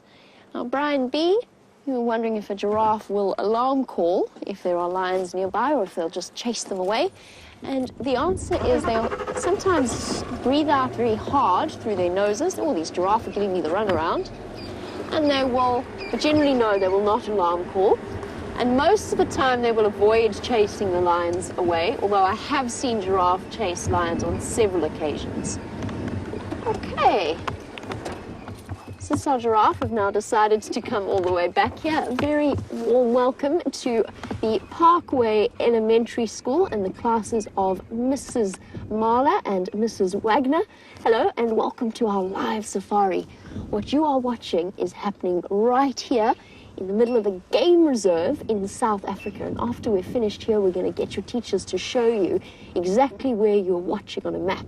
Now, my name is Jamie, and it's my job to drive the car and to show you the different animals. Oh, and before they disappear, we better go back to them. Look at that. We have one of the tallest animals, in fact, the tallest animal in all the world, and you're so lucky because they're playing games. Look at them run. Hardly ever get to see that. Giraffe racing through the trees. Should we try and catch up to them? I think we should try and catch up with them. Now, Bryce, while we try and catch up with our giraffe, you were wondering what giraffe eat, and the answer is leaves. Bryce, they eat lots and lots and lots of leaves, and with their tall neck, with their long necks, they can reach right up above where most other animals can reach up to feed. Even the only thing that can eat leaves as high as a giraffe is an elephant. So that is what giraffe eat, and sometimes, it's really strange, Bryce, but sometimes a giraffe will even chew on bones. They chew on bones to get the vitamins that they need. They're going to come running right across in front of us. Two boys and a girl, look at them run. Now, I'm sure some of you are really, really good at running, but I promise you, even at running at your absolute fastest, you wouldn't be able to keep up with the long, long legs of a giraffe. Look at them go. Three of them.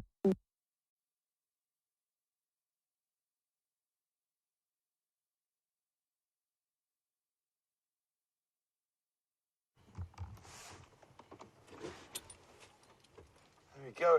We found a buffalo. So the bush's big version of a cow. We're going to try and get a bit closer to him now. Just moving off behind the bush there.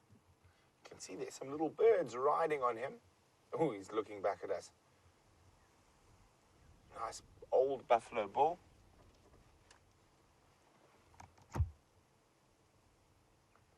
There we go. We're going to move forward a little bit. And beautiful afternoon light coming through. It's very strange weather we've been having today. But I want to welcome all our kids to the drive. My name is Brent, and Viem's my cameraman, and we're going to be taking you on an adventure in the African bush. So send us lots of questions, and we'll try to answer them as best as we can. So let's get going and see what else is out there.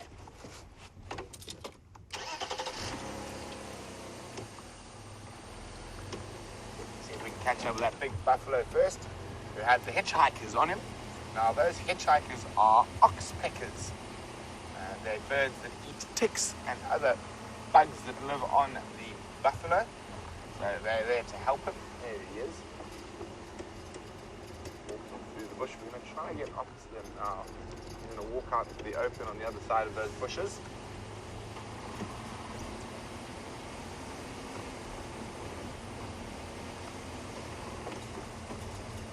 So buffaloes normally live in big herds when they're younger. When the bulls get old, so this is a bull, a male, when they get old, they start becoming more solitary, or they live in little bachelor groups. There we go, they're the hitchhikers, red-billed oxpeckers.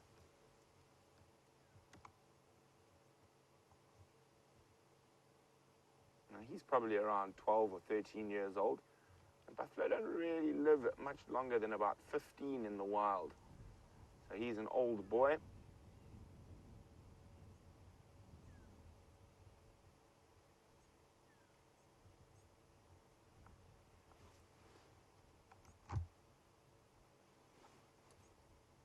So he's going to move away from where we are at the moment. He's going to move up to the high ground where it's a bit warmer.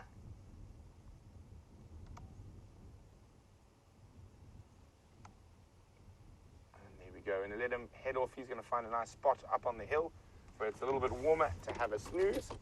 And Josiah is wondering, is there a chance that we might see lions today?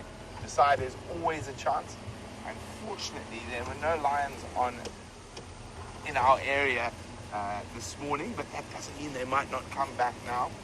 So what we can do is go have a look. The last place I saw a lion, see if we can find any tracks around there. There were 2 young male lions to the west. So let's go see. We'll make our way up there. Hopefully we can find a track, or even better, find the cat that made the track.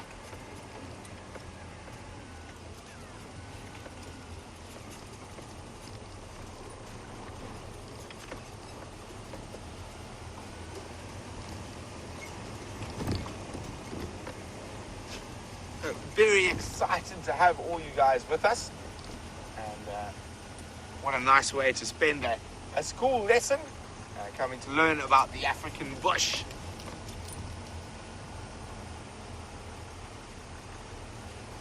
Welcome to Mrs. Gillespie, who's also joined the live African safari. What we're going to do now is try find some elephants and lions for Josiah, but I think we've got a better chance of finding elephants today. The lions were to the north of our property. But I'll be keep an ear on my game drive radio. So this allows me to talk to all the other cars out in safari. So if they find a lion, and we will definitely see if we can get there to show it.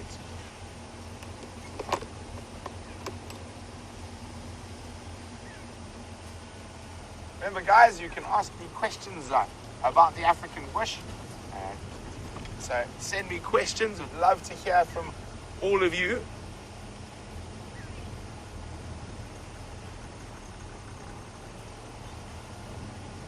So while we keep looking for those elephants and hopefully a lion or 2, let's go back to Jamie and the giraffe.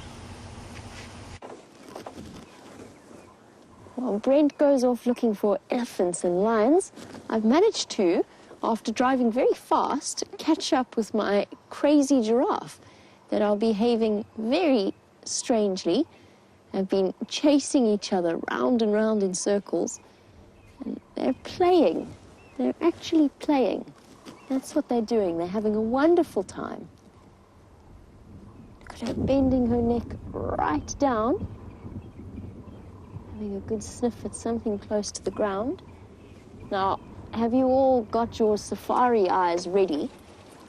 Because there's all kinds of things that you can spot out here. And as we look at this enormous animal with her long neck there, look, do you see it? Do you see the little bird at the bottom there? There he goes, he flew off, and he's going to fly back up again. That's called a fork-tailed drongo, and they spend lots of time with animals like giraffe, because as giraffe walk, they scare away lots of insects that the little bird can then pluck out of the sky and catch and have for his dinner. So that's why he's here. Now Ethan You were wondering about how tall a giraffe is. They're absolutely amazing animals, Ethan, and I know it's difficult because you're looking through the eyes of a camera, but a giraffe at the top of her head is probably close to about 5 meters, which is 15 feet. 15 feet high. Now let's see what she decides to do, because have a look at that bush that she's standing next to. You see the guarri tree? Okay, you can sort of see how tall she is next to that tree.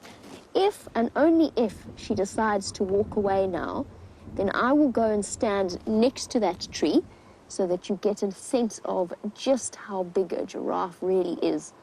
But I don't want to scare her away, so I don't want to get out of the car right now because they're scared of people. They're very happy to see the car, but they're scared of people walking about on foot. Oh, look at this. Amazing.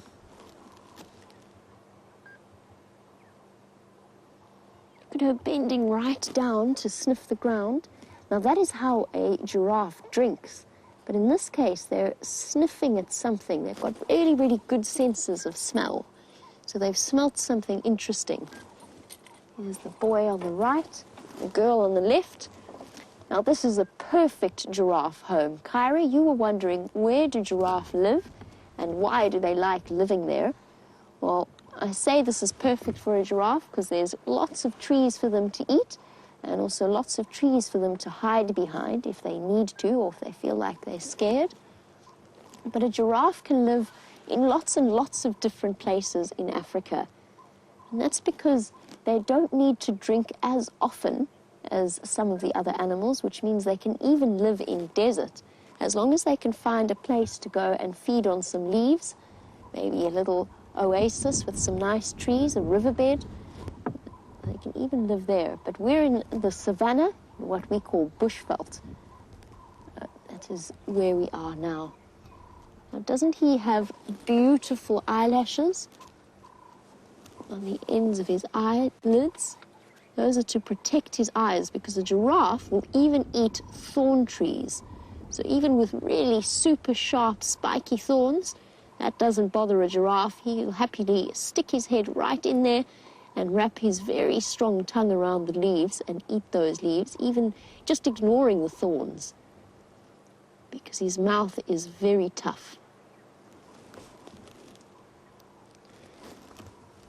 Now, giraffes are really clever. You were wondering, Jakari, if there are any plants that a giraffe can't eat that are poisonous. And the answer is yes, but I haven't seen any here. And generally, animals are really clever. Their instincts tell them what they can eat and what they can't eat. And of course, they'll also learn from their mothers as they grow older. And there's a type of plant that some giraffe can eat. You don't really find it too much here, but in other parts of South Africa, you might find it. And what that does, instead of poisoning the giraffe, it actually makes their toenails or their hooves grow really, really fast, and they start to curl upwards like they're wearing a really silly shoe. And that might seem really funny, but what that does is it means that they can't run away from predators. Now, a giraffe doesn't have many things that hunt it, but a big pride of lions would be big enough and fast enough and strong enough to actually hunt and catch a giraffe.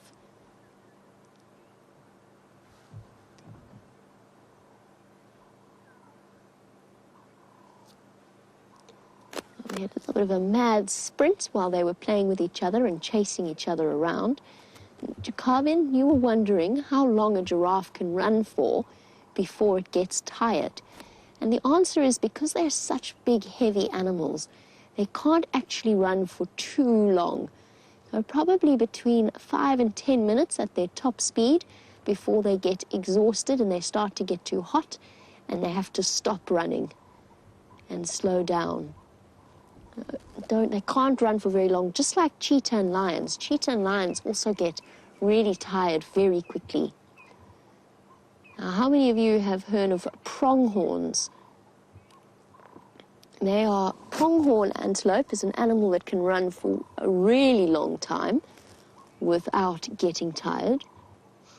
But most of the time, a giraffe is big enough that it doesn't need to run. Now, Mari, you were wondering, would a giraffe ever chase a lion? And I have seen a giraffe chase a lion before, but it was just one female lion, so one lioness all on her own. And obviously the giraffe felt brave enough, and it was a female, so she might have been protecting a baby. So she did go and chase the lion away, but that doesn't often happen. Most of the time, a giraffe would rather move away from a lion than try and pick a fight with it. But if they are attacked, they can kick very strongly, powerfully. Now, you're looking at the boy giraffe, and Jackson and Giro, you were wondering, what are those funny things at the top of the giraffe's head? Oh, I think he was a bit insulted there. Sorry, boy, I wasn't calling you funny looking, although you are a bit funny looking. Those things on the top of his head are called ossicones, but it's basically like a giraffe's horns. They're like a horn, like the antlers that your deer have, except that they are solid bone and they stay there throughout a giraffe's life. And for this male giraffe, he's going to use them for, when he's big enough, he's still quite young, but when he's big enough, he will use them for fighting other male giraffe. And what he'll do is he will swing his neck down and around and hit the other giraffe with them. Basically, they stand side to side with their heads facing each other's bottoms, and then they swing their heads round, kind of like, I can't really show you because I don't have anyone to headbutt, and I don't really want to headbutt Dave. Dave, by the way, is the man who is operating the camera. You'll hardly ever get to see him because he's a little bit camera shy, but if you ask nicely, he might give you a thumbs up. Yes, go ahead, Dave. There you go. So giraffe fights using the ossicones on the top of the head, and they swing and hit each other. Now, Jero, you are absolutely right. Giraffe do have purple tongues. It is absolutely true. So should we try and find a giraffe and see if we can get them to stick their tongues out for us? Yes, let's try. But you've all got to join in, otherwise I'm going to feel very silly. Because yes, giraffe do have purple tongues. So everybody practice. Let's start practicing pulling tongues at giraffe. It's a bit rude, but we're going to try and see if they won't pull their tongues back at us. I don't think they're going to. Oh, they're so far away now. They might not see me pulling faces at them. Oh, sorry guys.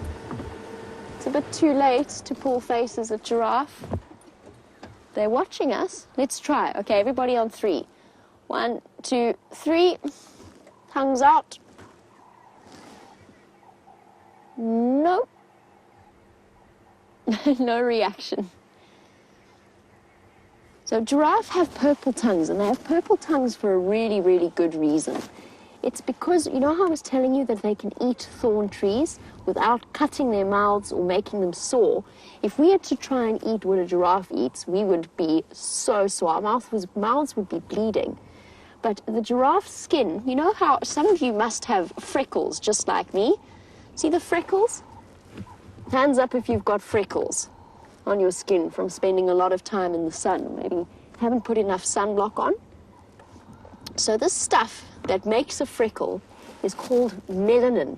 And the giraffe have it in their mouths because it actually makes their tongue and the inside of their cheeks really strong so that the thorns don't cut them. So you're absolutely right. I'd love to hear where you found out that a giraffe has purple tongues.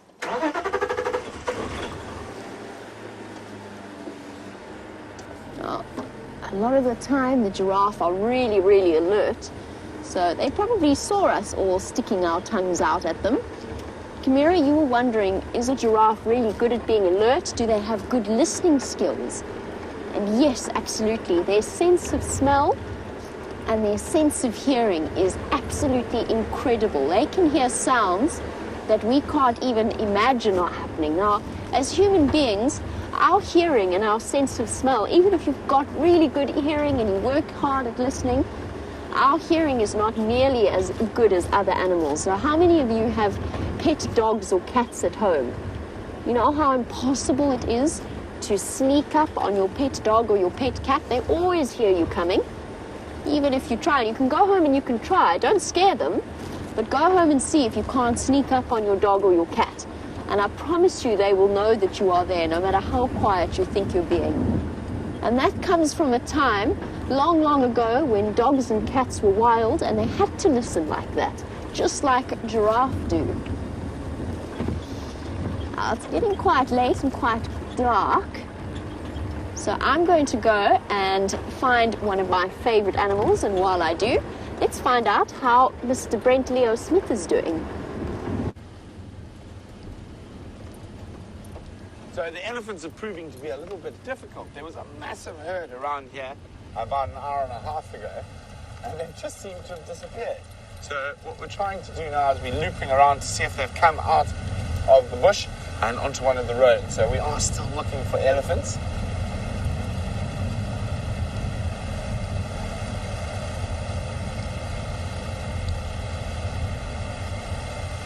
Now, you can see the sign of elephants everywhere. They're the ones who push down the trees, and you can see there's elephant poop all over the place. Now we just got to find the elephant. Oh, but there's an impala. A male impala. Very pretty antelope. It's the most common antelope we get here. It's actually the most common antelope in Africa, south of the Sahara Desert, the impala. And that's a male, and you can see he's rubbing his face on a little bush there. What he's actually doing is scent marking. He's got little glands under his eyes that he uses to mark his territory with. So an adult male impala. Hey, mister. Yeah, there's another rub. Now, one of the reasons the impala is such a successful animal is because it eats both grass and leaves. So it's a grazer and a browser.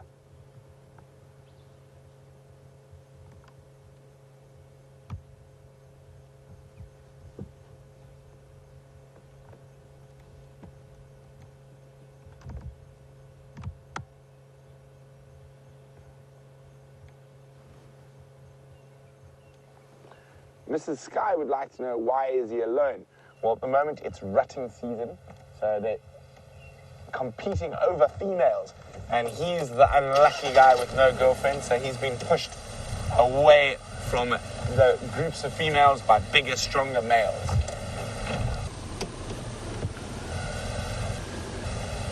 Just see, there's been elephants everywhere, sign of them everywhere. Now we just got to catch up with them.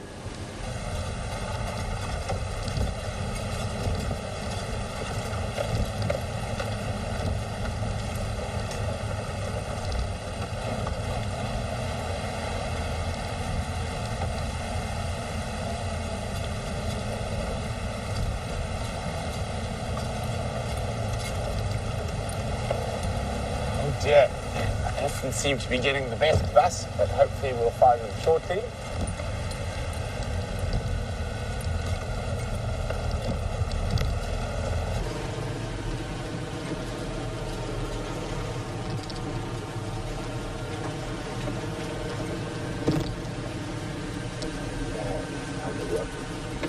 No tracks of them coming this way, so maybe they went that way.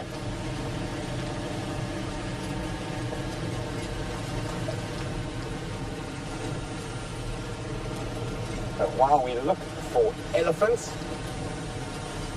and anything else we might find out here in the bush, I'll tell you a little story, an African folklore. So it's a traditional African story about elephants. So, who was it now? I'm going to remember now carefully. The creator. What's the creator? Oh, sorry, I'm a bit rusty on some of my folk stories.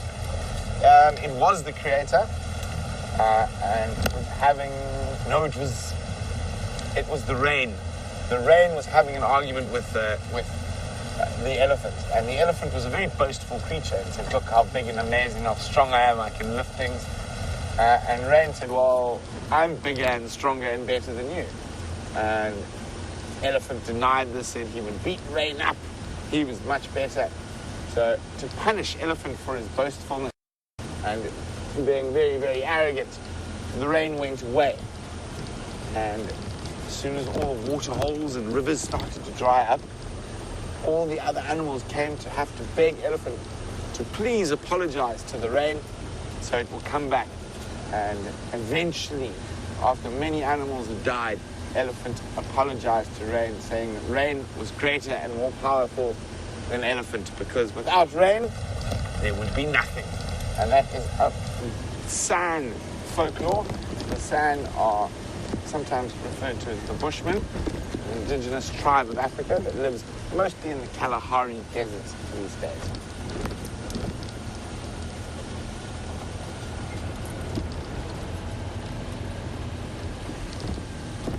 Now, with it being very windy, it even makes it harder to find elephants, because how we normally find elephants is we hear them breaking branches, trumpeting, making lots of noise.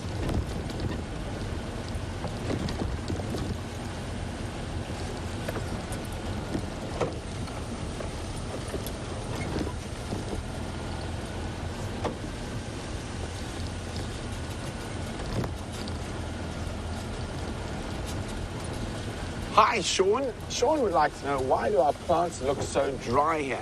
Well, Sean, we are having a drought at the moment. As well as that, we are going into our dry season.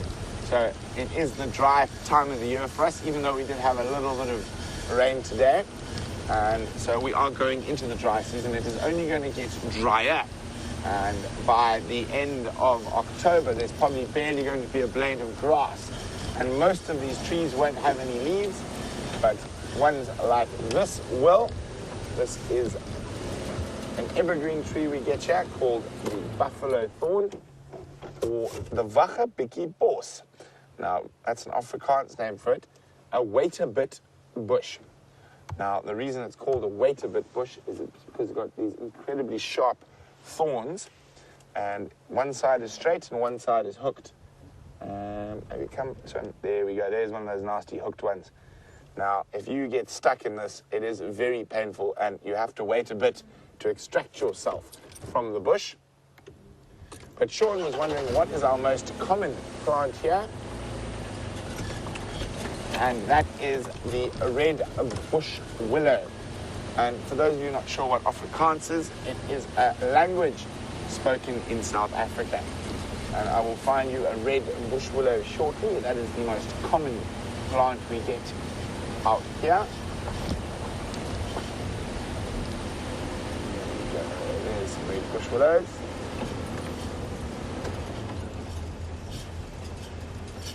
Coming up on the left is not too big a red bush willow, but a medium-sized red bush willow. There we go. That's there, and you can see it's starting to turn. The leaves are starting to change color as we head into winter. That is the red bush willow, and it's called a red bush willow not because it's red on the outside, but the wood is a very nice deep red color. So the red bush willow. You can see the sun is setting and a little bit of light creeping below the clouds. Isn't that beautiful?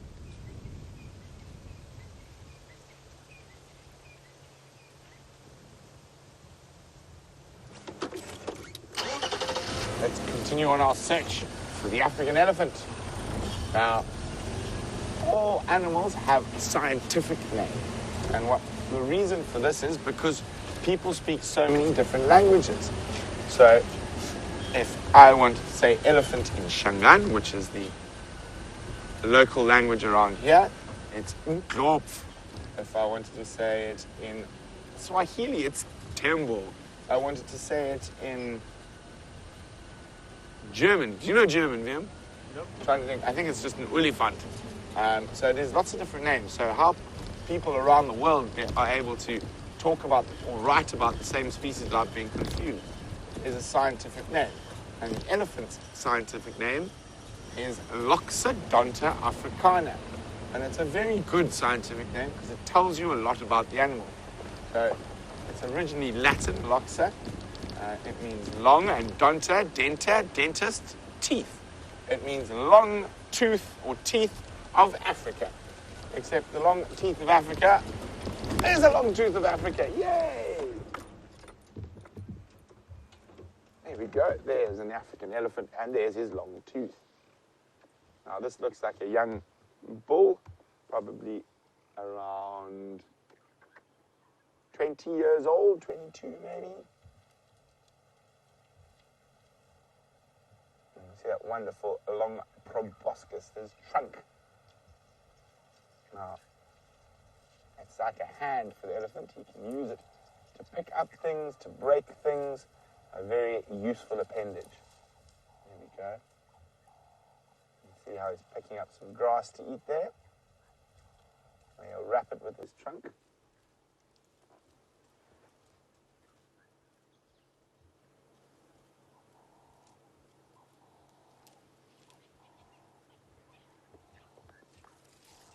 So Josiah is wondering what is the heaviest animal we've ever seen. And it is an elephant, Josiah, not this particular one. This one isn't too big. He's not fully grown yet. The biggest elephants around here can weigh up to about 6 tons, which is 6,000 kilograms.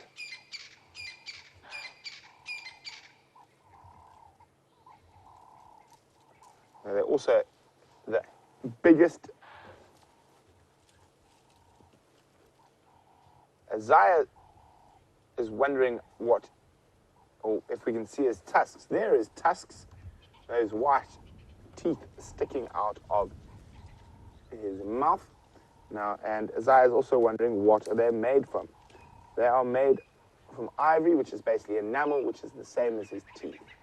But it's a very, very fine-grained enamel.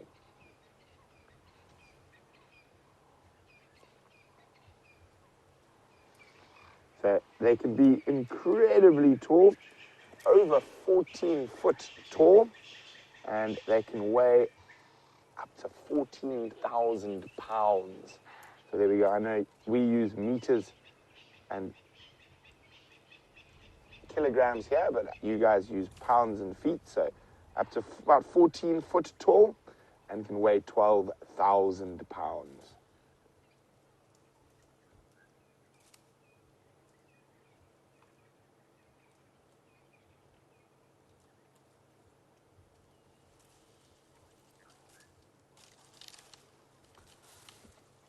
It sounds like there are a few other elephants around. So this guy's a young boy. So he normally hangs on the edge of the bigger groups that are full of the mummies and babies because he's a bit naughty. So the females try to keep these young males on the edge of the breeding herds and not let them cause havoc inside the bigger breeding herds.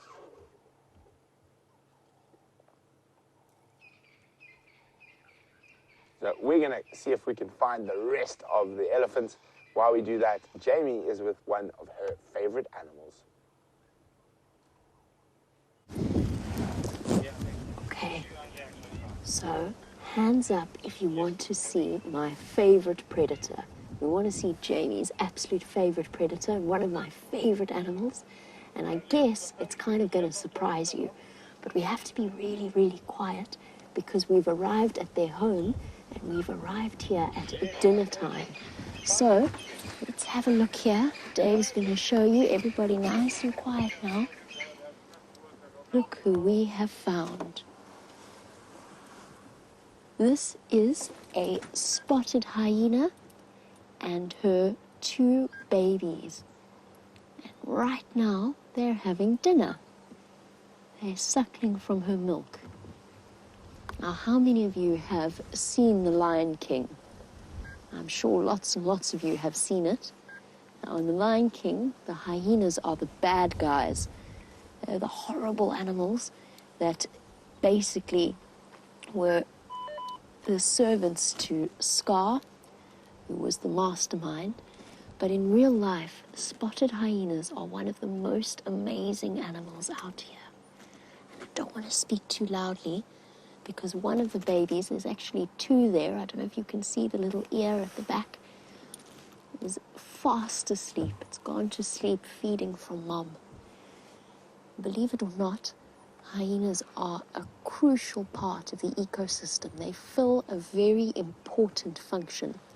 So once a lion pride has finished feeding from whatever animal they've happened to have eaten, they usually leave lots of scraps lying about, and the hyenas act like the cleaners up of the world out here. So they'll go and they'll eat whatever's left. And that's really good because it means that diseases don't spread. Oh, look how cute they are. They're so fluffy. And we've got to know, we've seen these little cubs grow up since they were just only a few weeks old. They were born around the end of December, the beginning of January. Oh, fighting over access to milk there. Hello. You're going to climb on top of Mom now. Hello, little mischiefs. Hyenas are also really good at hunting. They're actually better at hunting in places. Oh, they're those big bone-crushing teeth. They're actually even better at hunting than lions and leopards are. That's because they don't get tired very easily. Oh, they're squeaking. Hold on, let me be quiet.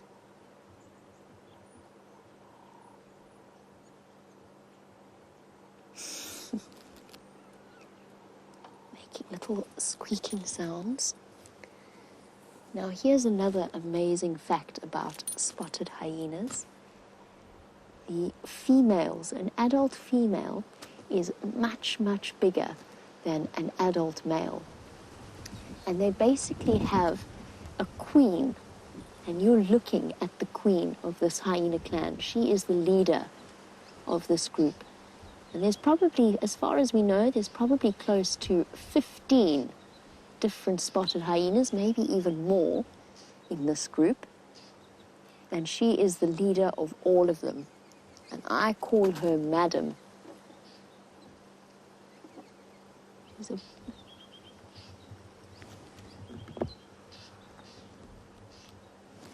Well, she's got a very, very round belly, and as a result, she's giving her cubs lots of milk tonight. But too, you were wondering how long a hyena can go without eating. And the answer is, if they absolutely have to, probably close to 3 weeks for an adult hyena.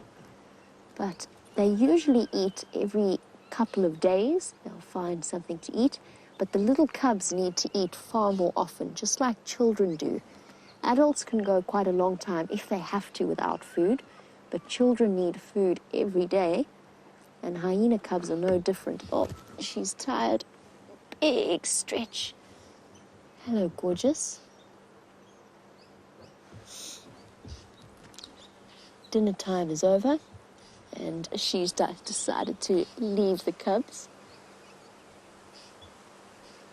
grooming each other. Probably a brother and a sister, showing just how tight that bond is between siblings. And when they grow up, hard to imagine, but when they grow up, they're going to be fearsome predators. Chimera, you're wondering how fast can a hyena run? Between 50 and 60 miles per hour, and they can probably maintain a speed of about 50 miles per hour for close to half an hour. So they're very fast, but they also have excellent stamina. They're like long-distance runners. Oh, somebody's curious. Come say hello. Sometimes they even come right up to the vehicle. Now, you see how much the wind is blowing? That's actually making them quite nervous. That's why they're not feeling brave today. Oh, and they've gone into their holes.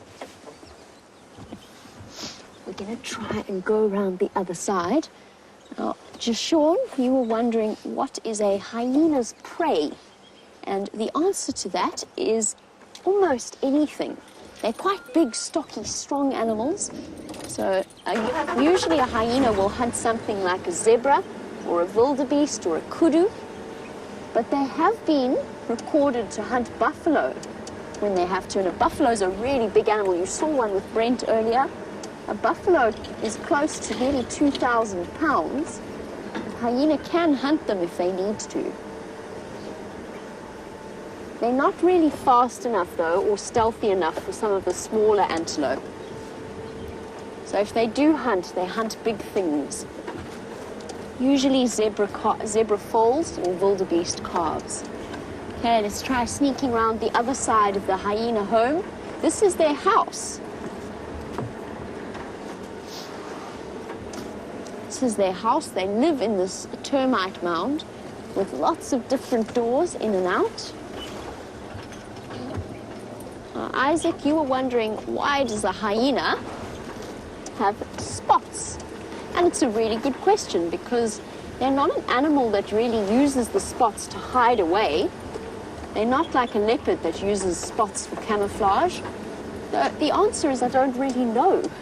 I don't know the answer to why hyenas have spots. Maybe there was a time when they did used to use the spots for camouflage and sneak up and hunt their prey. Oh dear. Nobody's home on this side. This is the back door of the den. They've got a front door and a back door, and then they've got a kitchen door somewhere around there, but it doesn't look as though they've come through this side. And I think because it is so windy, they've decided that they want to go to bed, especially because hyena cubs are very clever. When their mom goes away, they know that it's too dangerous for them to be outside. And so what they do is they actually run into the tunnels, and the tunnels are so small that even their own mom can't go in there with them. And it's small enough to keep them safe and away from any danger, especially things like lions. And as it starts to get dark, the leopards and the lions out here are going to start stretching and waking up and going out hunting. I think that's why our little hyena cubs have gone to bed. Let's try one more time. We'll go a bit further forward, but I think that's the last view. We're so lucky we got to see them before they went to bed.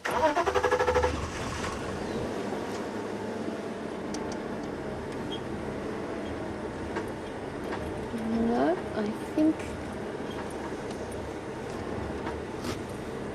think everybody's gone.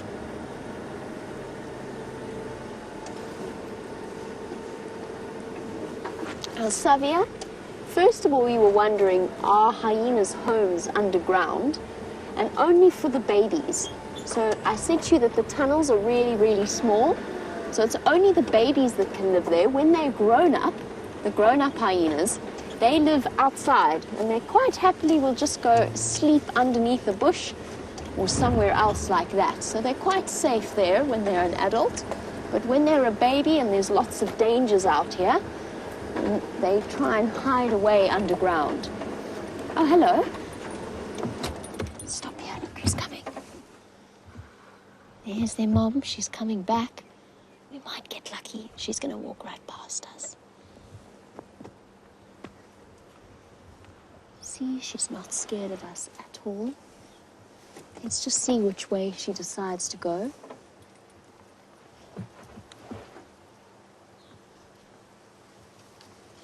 Now, Madam is one of the biggest hyena I have ever seen. And Savia, you also wanted to know how tall a hyena is. Which side is she going to go? Is she going to come this side? I think she's looking for her babies again.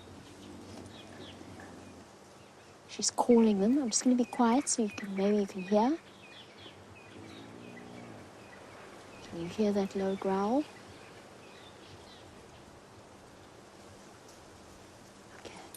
She stopped, which means I can reposition. That's okay.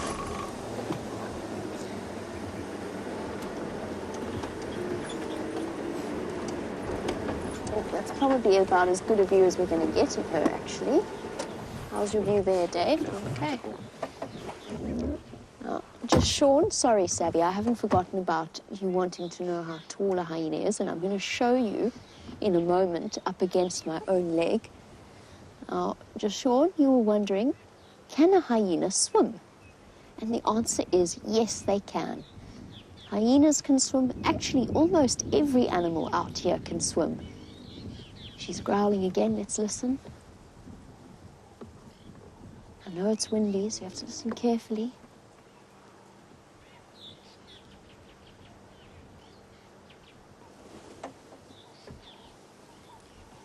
She has stopped now. And it's very windy. So what she's doing, I'm going to make the sound for you so you can imagine what she was doing. She's making a deep sound that goes, ooh, ooh. And that's her calling her babies. Hyenas can make lots and lots of different sounds, but that's the special sound that she only makes when she's talking to her little ones.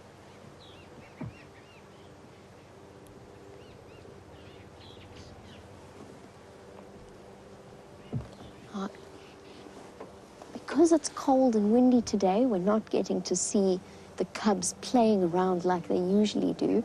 But Bryce, yes, hyenas do play just like dogs, like puppies.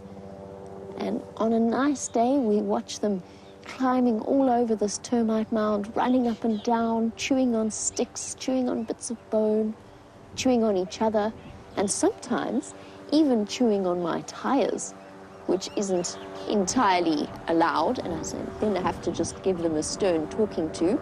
They get very curious and they want to come and nibble on my tires. They do play like puppies, but it's important to remember that hyenas are not dogs.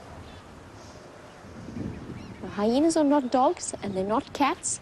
They're actually a completely separate type of animal. So we tend to think of them because they kind of look like dogs, don't they? With those big teeth and those paws and those faces, they do sort of look like dogs, but they're not dogs. Totally different type of animal. And yes, Amaya, you're absolutely right. They do have such big ears. And so that they can hear all kinds of things in the bush. Most importantly, it's so that they can hear other hyena. Because one of the reasons that hyena have been so successful is actually because they're group animals. There's lots and lots of them together, working in a group and defending a territory. Now, I don't know how many of you have ever heard or know what a hyena call sounds like. That woo. I don't want to do it too loudly because I don't want to disturb her. Woo.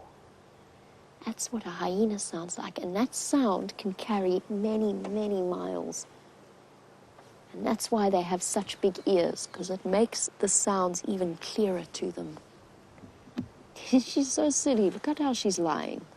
That can't be very comfortable.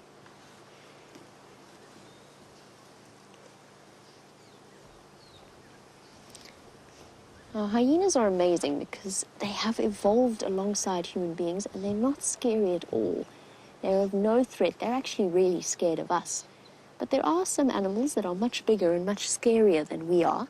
Miss Gillespie, you were wondering, how do we protect ourselves on safari? And the answer is, the biggest way that you can protect yourself is time spent in the bush watching the animals. So we always looking at what the animal is doing. And it's tiny things. If it's their ears, it's their tail, it's the way that they're holding their heads. And through that, we can actually watch and observe, and we can not predict, but we can sort of guess what the animal is feeling. And we can judge our actions based on that. Now, the most important animal to do that with is elephants. All of the other animals where we are, we're so lucky. They are so used to cars that they're not a threat to us in any way. The lions and the leopards are never going to come jumping onto the cars. Now, Sean, you were wondering if a hyena can climb.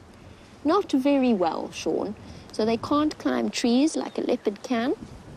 They can sort of climb up the termite mounds, and they can stand quite tall on their back legs when they want to reach up to something. But no, a hyena cannot climb. It is purely a ground-based animal. Well, I really hope that you have enjoyed all of our time spent on safari. It's been wonderful having you all, and I'm going to say a big thank you from myself and also from Dave, who's been bringing you all of these wonderful images. Have a great day at school, kids, and hopefully we get to see you on safari once again. Bye-bye. And on that note, we're going to leave our hyena den since it is a bit dark and quite windy. and I'm going to send you back across to Brent.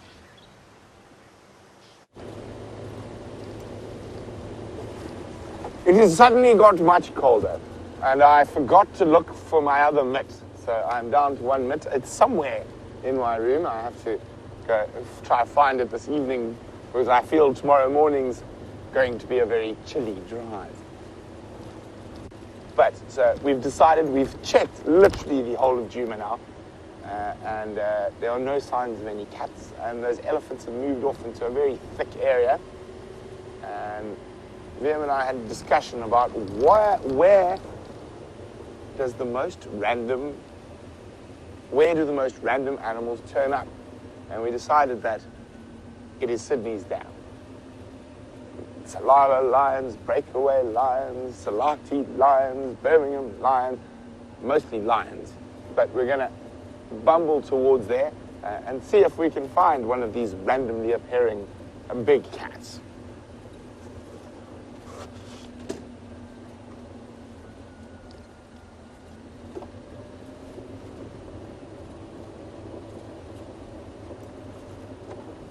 Oh, so cold. Now, I'm not a big fan of the cold, although most of you in the northern hemisphere would think I was a big softie, because it's probably what you would call a balmy day. The temperature at the moment, I'm guessing it's around 18 degrees Celsius. Not sure in Fahrenheit what that is, but maybe high 60s.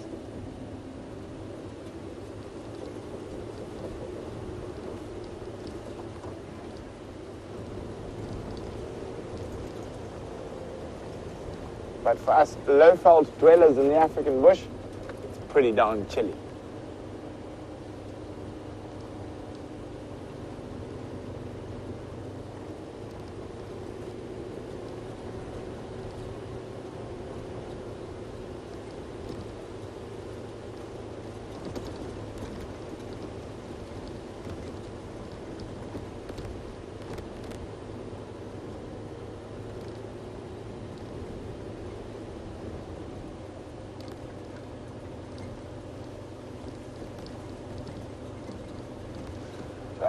Kaji's wondering why Karula barely spends any time on Juma at the moment. Has she changed her home territory?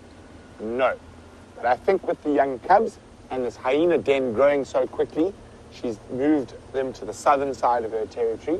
When they're a bit older and probably better at defending or climbing and getting away from hyenas, I think we will see a bit more of them. So I think it's to do with the hyena, where the hyena den is, and the fact that that clan has grown quite a bit recently. So to minimize the risk of hyenas with the cubs, she's moved further south.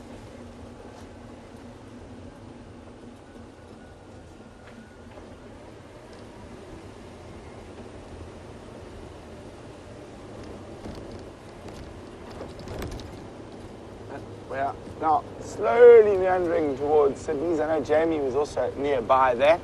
She was at the hyena den, but we're hoping that there's maybe a small chance of something at Sydney's waterhole.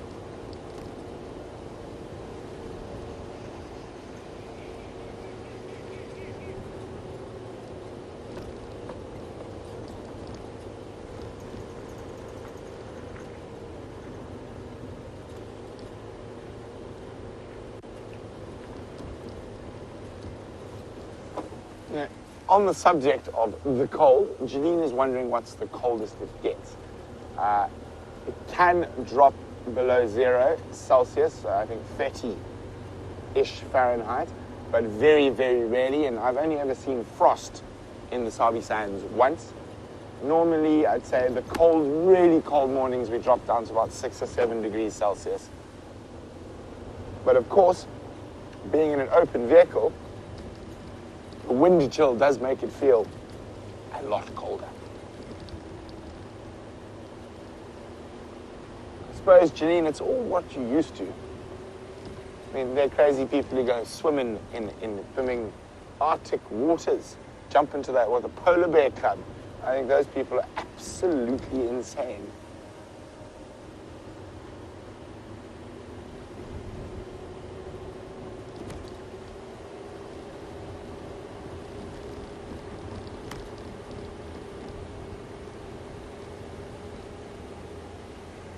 So we're about to arrive at Sydney's waterhole. Fingers crossed. Ooh, that was bad. Take my hand out of the warm place. Really need to find my other mitt.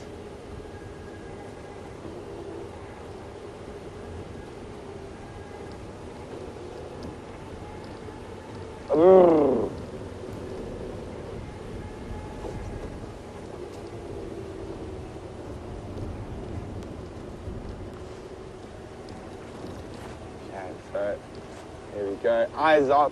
Them. Everyone ready? We're going to stop and do a quick peruse. Maybe those two young male lions might still be about. They definitely didn't cross into Djuma or out of Djuma. So that means they're still in the north somewhere. So there is a possibility they might have come back down towards Sydney's as it's got cooler. Or while it was raining.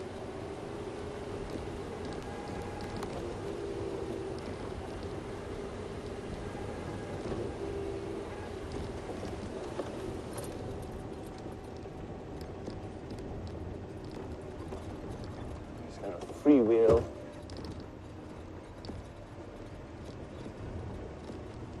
What do you think is going to be there, Vim? Leopards. Vim says many leopards. Vim says many leopards.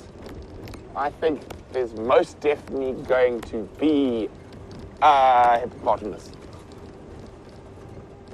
But that's about all I'm willing to commit to. So if we don't see any leopards, it's Vim's fault.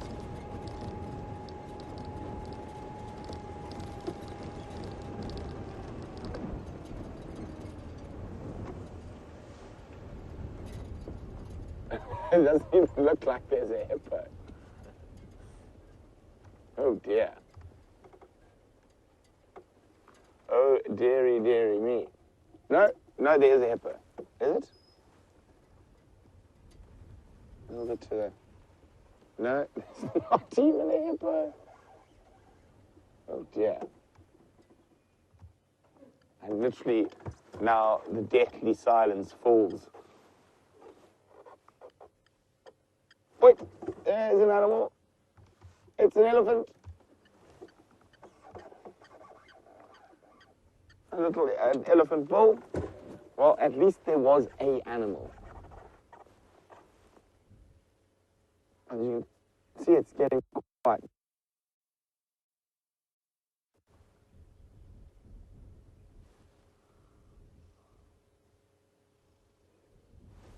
And you must want to see the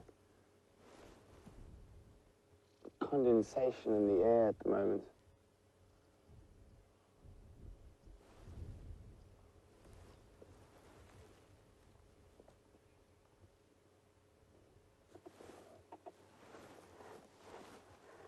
A very short trunk. Yes. Has he got an incredibly short trunk? Wow. Wow, look at that.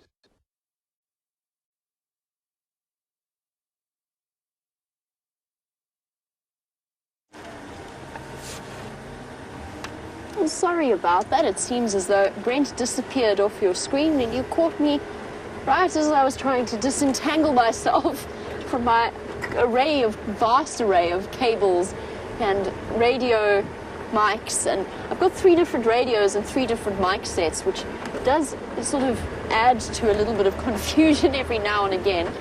I did actually find myself talking to some of the guides the other day on the Game Drive channel, but I thought I was talking to the lovely ladies in Final Control, which resulted in much hilarity. It does occasionally occur. My favorite, of course, was Steph answering a viewer question through the Game Drive channel, trying to control a sighting at the same time. And he picked up the Game Drive channel and across to all of the guides in the area was saying, you know, that somebody from Idaho would like to know about the lions. So it does happen, but it's okay. I've disentangled myself and we are heading off into the night, and I feel as though on International Endangered Species Day, or whatever the official term is, like that's I can't remember exactly what the name of today is. It is International Endangered Species Day, I'm right. I feel as though we should just pull a pangolin out of the bag. What do you think, Dave? Sounds yes, good. Yeah. Sounds good. Let's go find a pangolin. We are, of course, incredibly fortunate in that most of our animals that we've seen today are not endangered, for which we are exceptionally grateful. Back across to Brent, who has more signal and is still with his Eddie.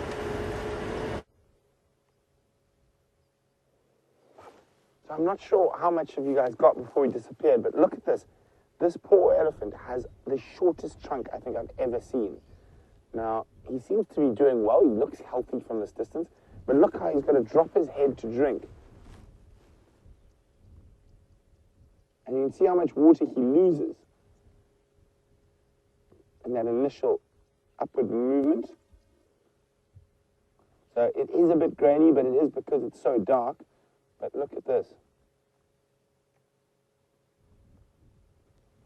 Now, he's obviously had to learn to adapt to feed with that trunk. Jamie was telling me that they had seen a very short-trunked elephant recently. I wonder if this is the same one. If any of you recognize him as the same short-trunked elephant bull, let me know, please. And you can do that by popping an email to questions@wildearth.tv or use the hashtag SafariLIVE on Twitter.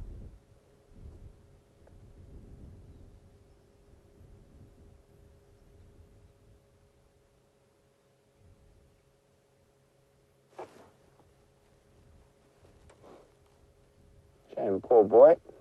But it looks like he has adapted to be able to survive with that terribly short little trunk.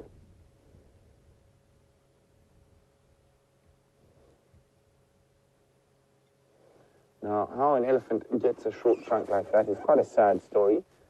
It is almost certainly from a snare. Now, that snare would have been set not for the elephant, but for probably an impala or a kudu, and that elephant's happened to get its nose through that wire, and that's what would have cut that off. We have seen a few other elephants like that, so it's not that doesn't look like a sort of a genetic birth defect. That's definitely a snare wound. But it is getting a bit too dark to see him now, so we're going to move on.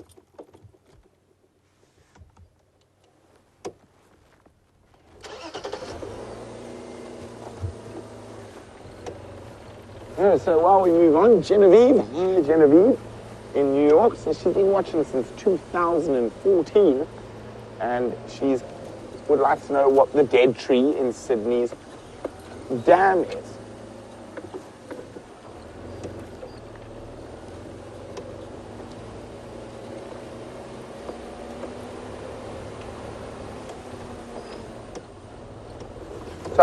Sorry about that. So, Genevieve, there's two different trees there. It looks like there's a knobthorn and a leadwood. And the reason they haven't fallen down is because, well, a leadwood can stand for 100 years. Its wood is very resilient. And the knobthorn's got quite a deep root system that goes straight down. So you'll find, and if you went to push it, it would probably be loose in the mud, but there's been nothing sort of pushing on it, so there's been no need for it to fall down. Probably quite set in the mud at the bottom of Sydney's dam. So there's actually two species, the leadwood and a knobthorn. Retired, of course. Now, let me look. Time to lighten up the darkness with a spotlight. Just untangle here quickly. There we go.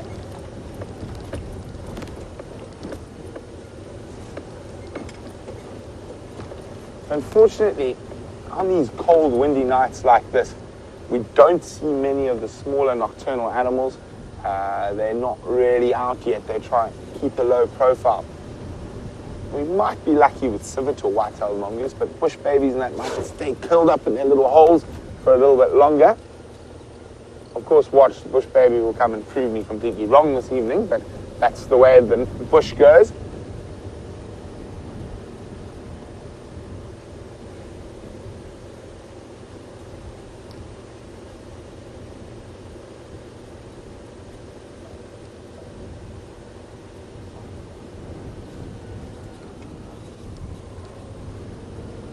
So while we continue to peruse the open areas around Sandy Patch, let's go see what Jamie's up to. It seems as though Brent and I have had a very similar idea. I'm also perusing open areas of the bushveld at night. And the weather has become distinctly ominous. The wind is howling about. The clouds have got thicker and thicker, and I can't decide whether or not it feels like it's about to dump a load of water on our heads, or if it's just going to threaten us gently. I'm not entirely sure. It could go either way at this point. Now, something that I just wanted to bring up again, for those of you who were watching earlier while we were with the kids, that giraffe behavior, how fascinating was that? It's the first time I've seen that while I've been working here, that level of playfulness. I've seen giraffe play before. There was something obviously in the scents that were going around. I don't know about you guys, but one of the females did look pregnant to me. So it might be that her hormones were provoking that response from the male. But then they also went and all sniffed in that area, right? And they're all leaning down to sniff as well, which was also incredibly fascinating. I'm not going to stay too long with this poor guy. And just have a brief look at our little scrub here. Having a jolly good nibble. Hello, little one. With your huge ears, searching about. Not quite an endangered species for our Endangered Species Day, but related to one of the most endangered animals that we get in South Africa, which is, of course, the riverine rock rabbit. One that we don't see here, but nevertheless is a wonderful animal. I've been fortunate enough to see one once. The only rabbit type, or lagomorph, let's be specific because they're not rabbits. The only lagomorph that we get here is the scrub hare that we're looking at now. The difference between a hare and a rabbit, this little guy's young will be born precocial, well developed, like little miniature adults, ready to run about and play and hop, skip and jump pretty much from the moment that they are born. Whereas with rabbits, their young are born atricial, so quite underdeveloped, usually quite almost completely bald, very small, with their eyes closed initially, so not ready to go out and about into the big, wide, scary world straight away. That's one of the big differences between rabbits and hares. But yes, back to the giraffe. I got distracted by the scrub hare. Back to the giraffe. I would love to have known what was about there. I had a jolly good look while we were in that sighting as to what it was that they were sniffing. And the only thing I could see was an impala midden, which doesn't make any sense. But maybe there's a female in estrus around that urinated somewhere there or something, I don't know. That behavior was very intriguing, most intriguing to witness, but I don't have an explanation for it.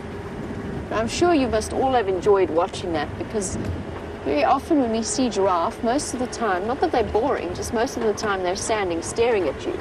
So to witness them galloping, as it were, across the plains just gives you a real idea of the speed and the power of an enormous animal like that, something that we sometimes overestimate when we see them standing still and far away.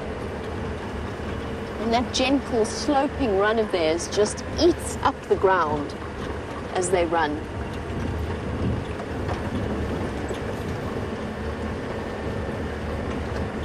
At first I really thought that they were going to lean down and pick up a bone, practicing a bit of osteophagy for the calcium. But nope, your guess is as good as mine as to what was going on there.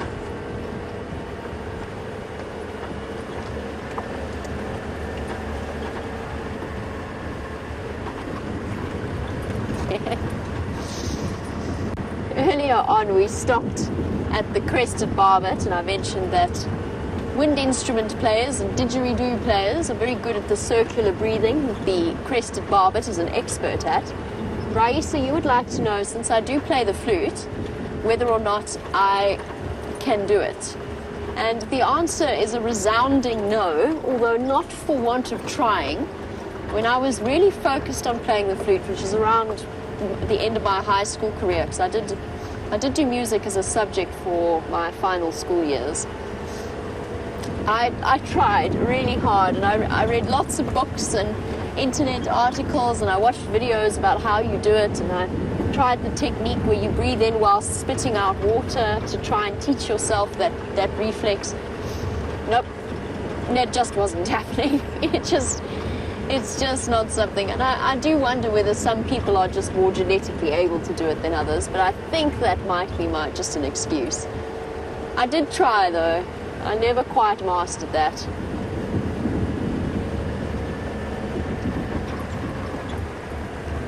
At some point, the flute will come out. It's just been a matter of, it's been somewhat neglected since I started my career a good few years ago as a safari guide.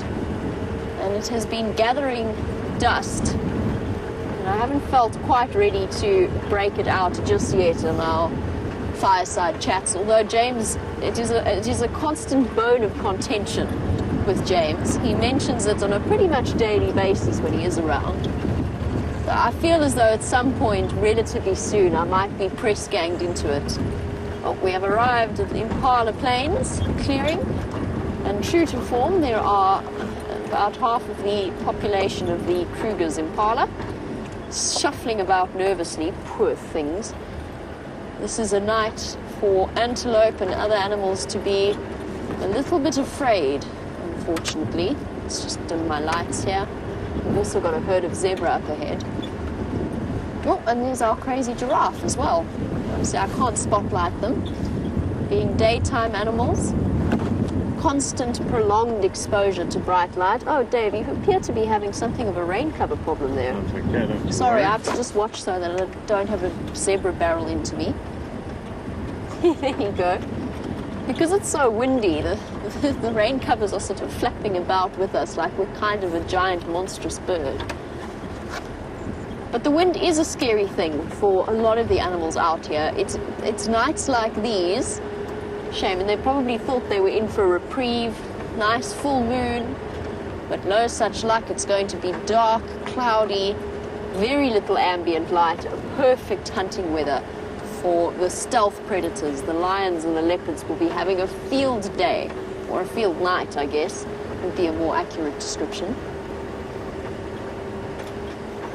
It will be up to us to untangle the mysteries tomorrow morning.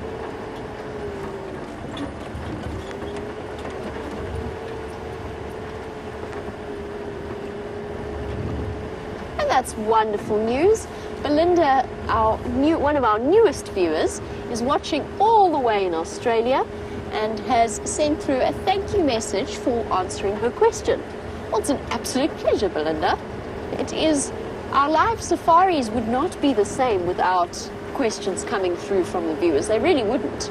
First of all, you'd have to listen to us prattle on endlessly without having sort of any direction to it. But also, secondly, for me, it's one of the things that I thought I would miss when I first started doing this job. As wonderful as our cameramen are, please don't get me wrong, Dave, I'm not insulting you in any way. I thought I would miss having guests on the back. And it hasn't been like that at all, because the interaction, and sometimes it's tricky, because with guests that you can see, you can gauge their reaction, you know how they're responding to everything. So the viewer questions and the viewer comments have really given me such a boost in that sense. It is really like having all of you on the back of the vehicle with us. So Belinda, please feel free, as you become addicted to SafariLIVE, which I have heard is quite a problem, but it's okay, because there are plenty of support groups out there within the SafariLIVE and WildEarth family. You're not alone. Apparently, I hear tell that these live drives are a little bit addictive, so please feel free to continue to send through any questions and any comments that you might have to make. Apparently, you are on your way. This is wonderful news. Hope you have an incredible time and a wonderful holiday out here.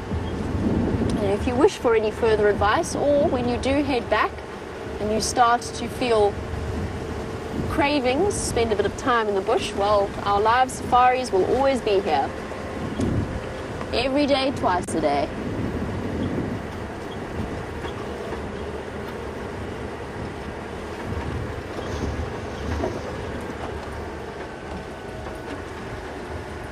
As the wind howls around us, it's one of those relatively, I'm not going to call it miserable, because life is never really miserable when you're out in the bush, but it is chilly, and it does seem to come with the prospect of more rain. Shamel, you were wondering, do I think that there's going to be any more rain this winter? Yes, I do. There's always, in my experience, look, it could be different. I'm the world's worst, as you know, I'm the world's worst weatherman, woman, person. But that being said, in my experience, there's always a little bit of, oh, my hair is in my eyes. There's always a little bit of a drizzle every now and again in the middle of winter. Of course, it is our dry season. So when I say a little bit of drizzle, I really mean just a little bit of drizzle. Not very much at all. But we will probably get a couple more mils as we go on into June and July. It's usually in July, I found. But this has been relatively unexpected. Dave, what is that? I think it might just be a daycare. I see it walking there. Let's just go that way. Change of plan, we're going that way. I'm sorry, Dave. I just whipped the spotlight out away. Sorry. You're going to get into trouble for that in our feedback meetings.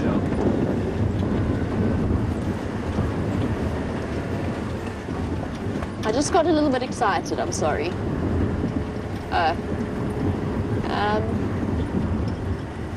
What have we got here?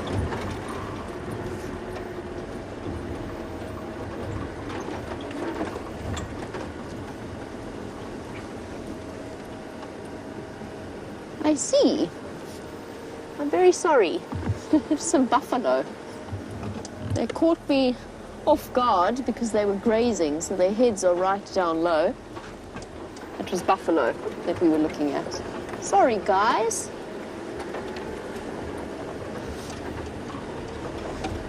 Oh well. Nothing like a little bit of a spike of adrenaline.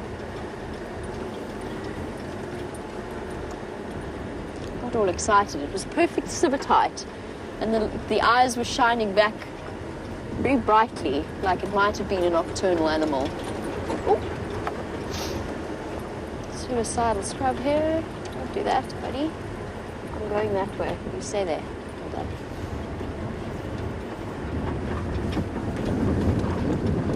Shame. All of the animals trying to get to the open areas as we go into this dark, almost stormy night.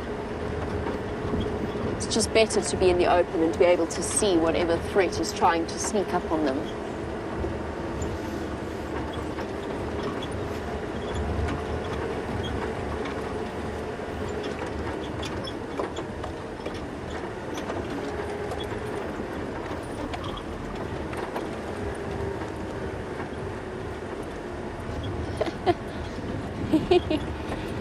I'm having a quiet chuckle because we spoke about the addiction that is the live drives, and Becky Hart has said that she's so addicted that whenever she's working in the...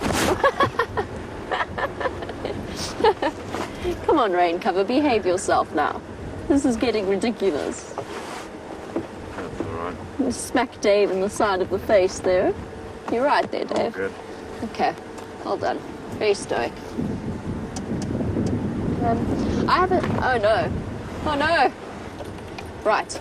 We shall solve this problem while I chat about Becky Hart. Becky Hart, have you got it wrapped, tucked in there? Okay, perfect. Awesome. Becky says that she sometimes, whilst working in the city or else working in the garden, she thinks that she hears impala alarm calls. You're not alone in that, because sometimes when I go back to... And look, I mean, we're trained to be on this constant high level of alertness and awareness of what's going on around us. But when I go back to Johannesburg to visit my parents, I also find I do exactly the same thing. There'll be a go-away bird that will go quee in the garden, and I go rushing out before I realize that the chances of finding a leopard in the Johannesburg backyard, relatively unlikely. Not impossible, but probably unlikely. It's almost like withdrawal symptoms from being out in the bush.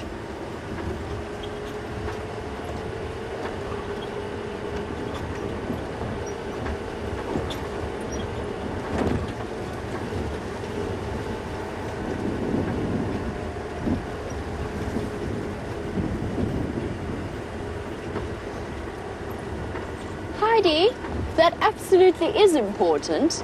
Heidi has said it's not important, but today is her first ever SafariLIVE birthday, 1 year and counting. Well, Heidi, I think that's absolutely wonderful. And I'm so glad that you've been on board with us for a year. I've been here nearly a year, so I'm going to be celebrating my anniversary here relatively soon. I think that's wonderful to hear.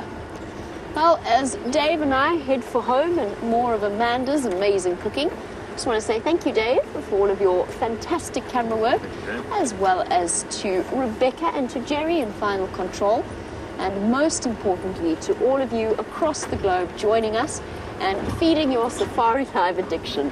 Have a wonderful day wherever you are in the world, and we'll catch up with you for the Sunrise Safari. Bye-bye.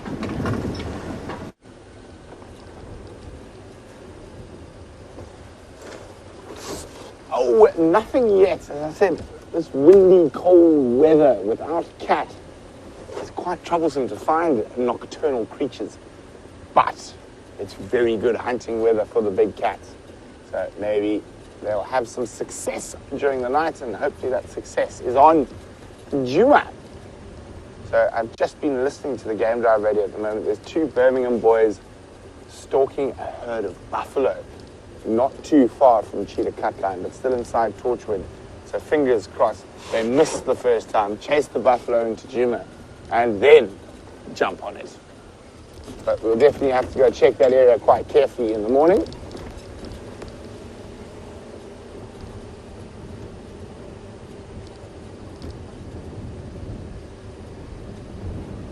These dark, windy nights always seem a bit airy.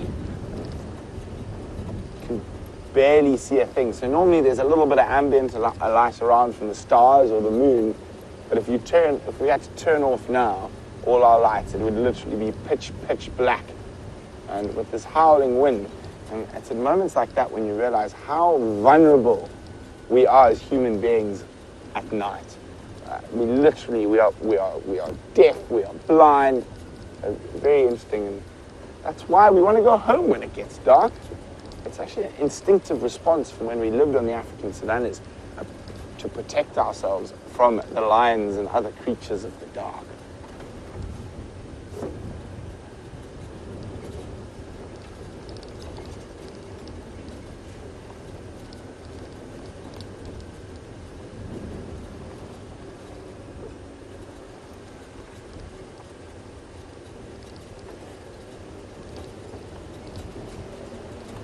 So windy.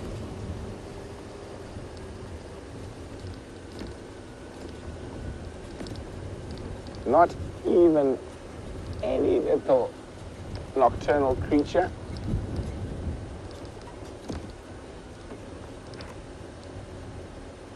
I'm just checking for the rose eagle owl who was around here the other night, but no such luck. Well, Elizabeth says she watches, makes all her clients who come to her salon watch the safari with her. They make her start early. I think that's an excellent idea, Elizabeth. The more we spread the SafariLIVE word, the more people will get to enjoy this incredible experience out in the African bushveld.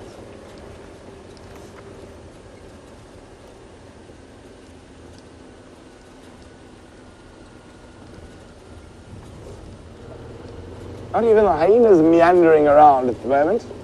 Maybe they're also deciding it's a bit too chilly to do anything. Oh, scrub here. We're not going to put a light on him there. Leave the bright lights on them too much. It does affect their eyesight slightly. Oh, that was close. Here's Land Rover doors. One of these days, I'm actually going to fall out when I'm leaning against the door, chatting away.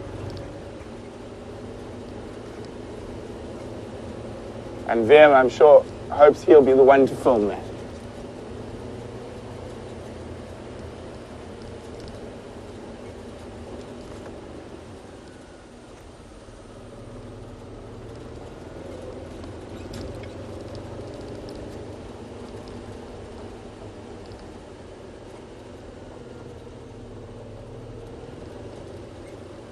Maybe our luck will hold and we'll find a white-tailed mongoose on this dark night out on quarantine, or an African civet. There is always that chance. Let's take one last gander. See if anything's at the fireside chat. Spot nothing. Oh.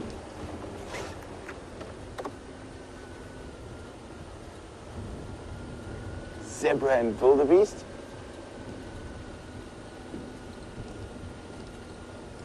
So I've turned off my lights, not to blind the zebra and wildebeest, but I'm keeping my spotlight shining straight in the air so I can just see where I'm going. Past them. So Frank's saying we only ever really see elephants like that lying down like they did at the beginning of the safari when they're in groups. If they did it by themselves, it might be a chance for the lions to get them. So the big bulls will lie down like that, but up against a termite mound or a tree. But the little ones do it more often and almost always in company of their mother, so it is safer. So it's unlikely that you're going to find, well, a baby elephant that's going to survive if it's all by itself lying down in the middle of the bush. It probably means there's something very wrong with it.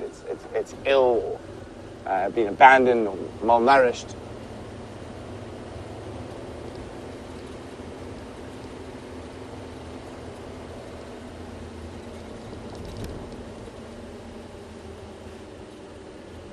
I'm just listening to the game drive radio. There's quite a drama playing out. I'm just waiting to hear. As the lions are stalking up to the buffalo. And let's fingers crossed they chase them towards Juma.